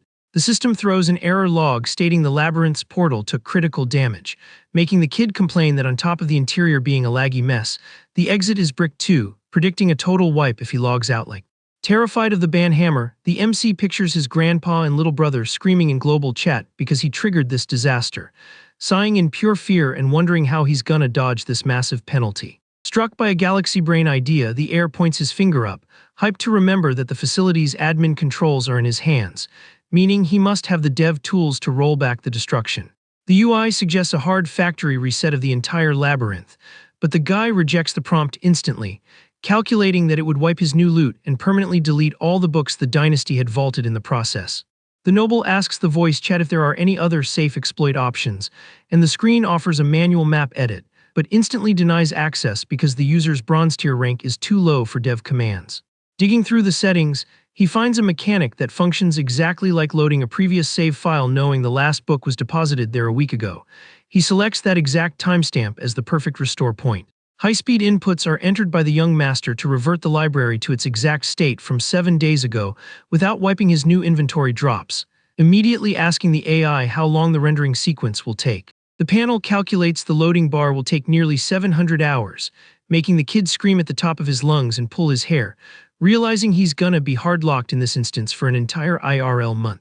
Trying to find a buff in the tragedy, Lion asks if he can at least free roam the map while the background process runs, getting the systems, yes, since the admin has uncapped access to the sandbox. The stress about his guild hits hard, so he asks if he can send a DM to the outside, discovering he can execute that command using a blank book. He gets hyped to drop a ping to his grandpa and the kids so they don't tilt into despair. Satisfied with his workaround strats, the guy clicks authorize to launch the restoration sequence, feeling a massive relief buff. Immediately, gigantic green magic rings render in the sky, broadcasting the launch of the heavy map reconstruction phase. The instance dives into a massive visual effects show of rollback spells, with debris floating in. Watching the magic rebuild the floating library around him, the young noble hypes up how smoothly the whole operation went down, and casually asks the system to teleport him to the end of the maze. A massive glowing portal opens invitingly right in the middle of the green ruins, getting a proud smirk out of our MC, who thinks all these local admin perks are seriously top tier. Strolling back into the sunny, flower-filled field, the heir mentions he just needs to figure out a safe way to survive for 1 month, but gets a massive jump scare when he looks ahead. The kid's blue eyes totally light up, mesmerized by the crystal-clear reflection of a massive secret lake hiding right in the middle of all that greenery. Flexing maximum hype over this refreshing plot twist, the young master books it straight for the water, ditching his fancy formal coat along the way. Standing right at the edge of the giant reservoir, the MC is mind-blown that an ecosystem this huge exists inside the maze. He breathes a huge sigh of relief when he doesn't spot any sketchy threats lurking around. A high-tech window pops up, stating the lake is home to decapod crustaceans and bilateral aquatic animals. Sweating a little, the guy begs the system to dumb the vocabulary down to plain English. The explanation gets downgraded to basically confirm there's an endless supply of edible fish and one single supreme rarity critter reading up on the daily fishing limit. The kid lets out a loud gasp. The panel unlocks the fishing minigame thanks to his local master authority. The young noble bums out about not bringing any proper gear with him, until a light bulb goes off in his head. A little while later, a classic red bobber is just chilling on the blue surface of the lake, accompanied by some happy humming coming from the shore. Kicking back in a fancy camping chair and gripping his brand new fishing rod, Lion celebrates that the secret coin shop actually carried this epic loot, even if he's low-key salty about the absolute fortune he dropped on the setup. Checking out a small net packed with the basic fish he caught, the kid admits that deep down, he was totally ready to munch on the plastic bait if the Hunger Games got real in there. Enjoying the cool water splashing against his rested feet, he relaxes in his chair under the nice sun, assuring himself that getting a game over from starvation is officially off the table. The cozy vibes are rudely interrupted when the red bobber violently yanks underwater with a loud splash, catching our fisherman completely off guard. With lightning-fast reflexes, the MC yanks the rod with everything he's got, yelling in absolute awe that the pull on this bite is on a whole other level compared to his other catches. The gear bends at a terrifying angle under the crazy tension from this aquatic beast, while the young noble gets totally hyped, completely blown away by the creature's brute strength. Holding on for dear life so he doesn't go for an unplanned swim, the guy stares at the line stretched to its absolute limit, and happily realizes this monster boss fight definitely isn't against your average fish. Putting all his arm strength into reeling the line in without snapping it, the young noble screams at himself to chill out and just take it nice and slow. With the tension hitting the absolute max, the aquatic animal's head finally breaches the water's surface in an explosive splash.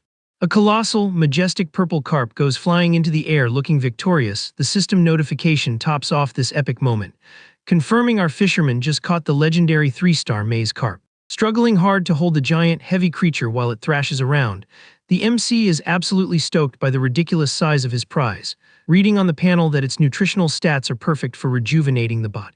Out of breath and with his hands still shaking from the workout, the kid gets completely hooked, finally understanding why so many people globally are obsessed with fishing. The system spams glowing alerts confirming that grasping the true thrill of the sport just activated a brand new angler talent at apprentice level 1, pulling a huge cheer out of the noble guy. Dropping his precious loot into his heavy-duty net by the water, the heir happily declares that tonight's feast is all about that magic carp meat to finally fix up his squishy physical stats. Looking out at the bright, chill expanse of the open field by the lake, the young master decides that priority number 1 right now is finding the perfect spot to set up a makeshift base camp. Popping open his massive dimensional inventory, the guy pulls out a bunch of cooking gear all at once, making the frying pans, pots, and cutting board float in the air, ready to go. Setting up the gear near the trunk of a huge tree as the sun goes down, he counts his blessings for hoarding all those items in case his little bro caught a cold, deciding to just pull out all his stored alchemy gadgets while he's at it. While organizing the heavy glass vials on his floating account storage panel, Lion spots a weird icon in the corner of the screen and wonders what exactly that is. Clicking the notification, the guy finds out he scored a magic flint as a freebie from the shop, getting pumped that this special item will make starting a campfire at his makeshift base a total breeze. With one quick strike of the magic stone, bright sparks fly out with crazy force, getting a hot campfire blazing in 0 seconds flat. Bathed in the cozy glow of the dancing flames, the kid admires the beautiful red evening scenery, admitting that the whole isolated area is giving off some seriously comforting and snug vibes. Rolling up the sleeves of his fancy vest in full try-hard mode, the MC slams the colossal purple carp down onto the big wooden board, announcing that it's finally time for an epic dinner. Prepping the fish with a razor-sharp knife, the young master reflects on how eating outside just has a totally special charm to it. The floating panel chimes in that roasting the insides rustic style is the top move. Lion totally agrees with this basic culinary tip. Holding the leftover animal parts with genuine curiosity, the guy stares at the screen, wondering if he could actually use this stuff as a solid alchemy ingredient. Without a second thought, he chucks the reddish meat straight into his dark cauldron to test the theory. The water boils on its own the second the material hits the bottom. Super satisfied with the easy mode, the kid thinks this automatic magic is ridiculously clutch. Several colorful fish and veggie skewers are chilling on the table. Plating the food like this feels super fascinating to the noob chef. Holding up one of his aesthetic little creations in the air, he wonders if it's just him, or if literally any meal actually tastes way better when it's stuck on a stick. Locked in on his careful prep, the MC notices the fish head always needs to point down so the fat drips perfectly into the heat of the fire. He calculates that the natural juices will stay locked inside the thick body, guaranteeing the meat gets super crispy on the outside and unbelievably juicy on the inside. The campfire crackles loud, heating up the several skewers stuck in the dirt around it. The camp is now giving off ultimate rustic cooking aesthetic vibes. While the food slow roasts under the orange glow, the heir looks away, wondering if he should just go ahead and set up his sleeping spot for the night. Scanning the bumpy, rock-filled grass, he groans that putting together a decent bed out here seems like way too much effort. Tossing a thick blanket on the dirt with a smooth move, the young guy realizes he's gotta put in a little elbow grease to actually enjoy the romantic vibes of this whole survivalist lifestyle. Sitting on his makeshift bed in the nice shade of the tree, the guy admits the comfort level of this middle-of-nowhere spot honestly isn't too shabby. Resting his chin on his hand looking completely chill, he quickly notices that the cooking timer for his feast has hit the absolute sweet spot. The MC's hand reaches toward the heat of the fire to pull the first finished skewer out of the dirt. Bringing the golden brown fish close to his face, the kid sighs in absolute heaven at the mouth-watering smell of his own survival recipe. The system drops a 1-star quality rating on the rustic meal, notifying him that he unlocked max flavor using the gentle embers. Reading through the technical pop-ups, Lion is totally shook to find out this high-tier dish is completely locked to the maze and can't be taken outside under any circumstances. Ignoring the strict rules for a sec, he gives thanks for the epic grub and takes a massive bite of the piping hot meat. The intense flavor straight up nukes the noble's taste buds. The charred crust tastes almost deep-fried, blending perfectly with the incredibly tender texture of the fish belly. The bones slide out of the white meat super easily, while that strong, classic barbecue smell just kicks his feral hunger into overdrive. Literally moved to tears by how perfectly juicy it is, the young master admits this dish makes him crave a side of rice and some classic kimchi. Suddenly rushing to scarf it all down, he's loving the lack of those annoying tiny bones and desperately wishes everyone could taste this same aquatic masterpiece. The panel suddenly flashes a glowing alert confirming the user's max mana cap just bumped up a little bit. Jumping out of his chair from the massive jump scare, the heir drops his skewer in the grass, literally unable to process what he just read. Staring wide-eyed at his own glowing hands, the MC realizes in pure shock that his mana pool actually got a buff just from eating a basic meal. It finally clicks, and he realizes that try-hard mages would drain this lake in a heartbeat if they ever figured out the secret right then. The kid immediately wonders if this same buff would work on his little brother. Getting back to his cooking grind at the boiling cauldron, the guy promises he'll definitely save a special portion to feed the family's little prodigy later. Super anxious to see what this makeshift alchemy drops, Lion peeks carefully into the bottom of the dark pot. A shiny pearlescent orb floats up into the air, revealing itself as the pure essence of the carp. Consistently taking this rare drop permanently buffs the user's mana regen rate. Fascinated by the glowing gem reflecting on his face, the heir gets hyped for crafting his very first skilled tier item, betting big on the crazy effects of the piece. Not even thinking twice about the risks, he swallows the magic orb whole, super stoked about this sudden power spike. Watching the alchemy circle glow on the old parchment, the kid justifies that he barely had time to focus on this skill tree because of all that recent drama back at the mansion. Since he spent the last few days relentlessly gathering in the area, he brags about stacking up a massive variety of rare herbs in his infinite inventory. Strolling peacefully through the woods in the late afternoon, the MC rates the maze. Unlimited ingredients, overflowing mana, and absolutely zero annoying external interruptions. Taken over by pure ambition, the guy figures this isolated spot is basically a private farming and leveling zone built exclusively for him to get op. The stunning landscape, lit up by the orange sun, stretches out in all directions, showing off the unreal scale of the family's secret paradise. Driven by greed and rubbing his hands together fast, the young master realizes the insane gathering potential at the end of the maze totally blows his original expectations out of the water. Focusing on enjoying the little things first, he decides that before doing anything else, he really needs to finish devouring his tasty campfire-roasted fish. Many days of pure survival and non-stop exploration fly by in the unbreakable, silent peace of that green magic dimension. The heavy, dripping net reveals he caught a giant freshwater crustacean. Lion is pretty blown away that he managed to snag 3 of these massive units in a single day's work. With his bare feet sunk into the crystal-clear water, the heir carries his big prize, feeling deep in his soul that RNG is totally on his side today. Stashing the fresh lobsters in his dimensional space, the kid remembers the leftover wheat flour he saved and considers whipping up a nice boiling soup just to switch up the daily menu.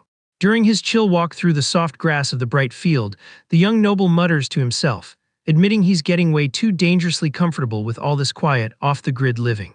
His morning routine now basically consists of pulling up the fishing traps he dropped the day before and calmly checking on the crop growth near the dense forest. Checking out the thick sprouts in the dark dirt, he notes with a huge sigh of relief that his highly prized banana sweet potatoes are growing in absolutely flawless conditions.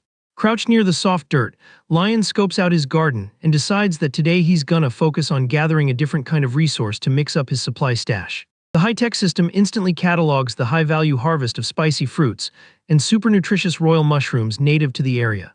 A glowing plant with several thin leaves and yellow details gets registered on the panel as the ultra-rare maize-crowned daisy. Holding the light-colored flowers in his dirty hands, the MC praises the delicate beauty of this brand-new species, while the panel flashes a ridiculous market value of 300 shillings. Reading the detailed item description without really paying attention to the set price, the guy innocently comments that the branches would make awesome decor for his rustic base camp. Reality hits him with a heavy thud when he turns his head and rereads the clear-cut selling price posted by the floating magic shop. Shaking from head to toe and sweating bullets in front of the pop-up, the young master goes into absolute shock, questioning if this basic-looking weed can actually net him that kind of fortune so easily.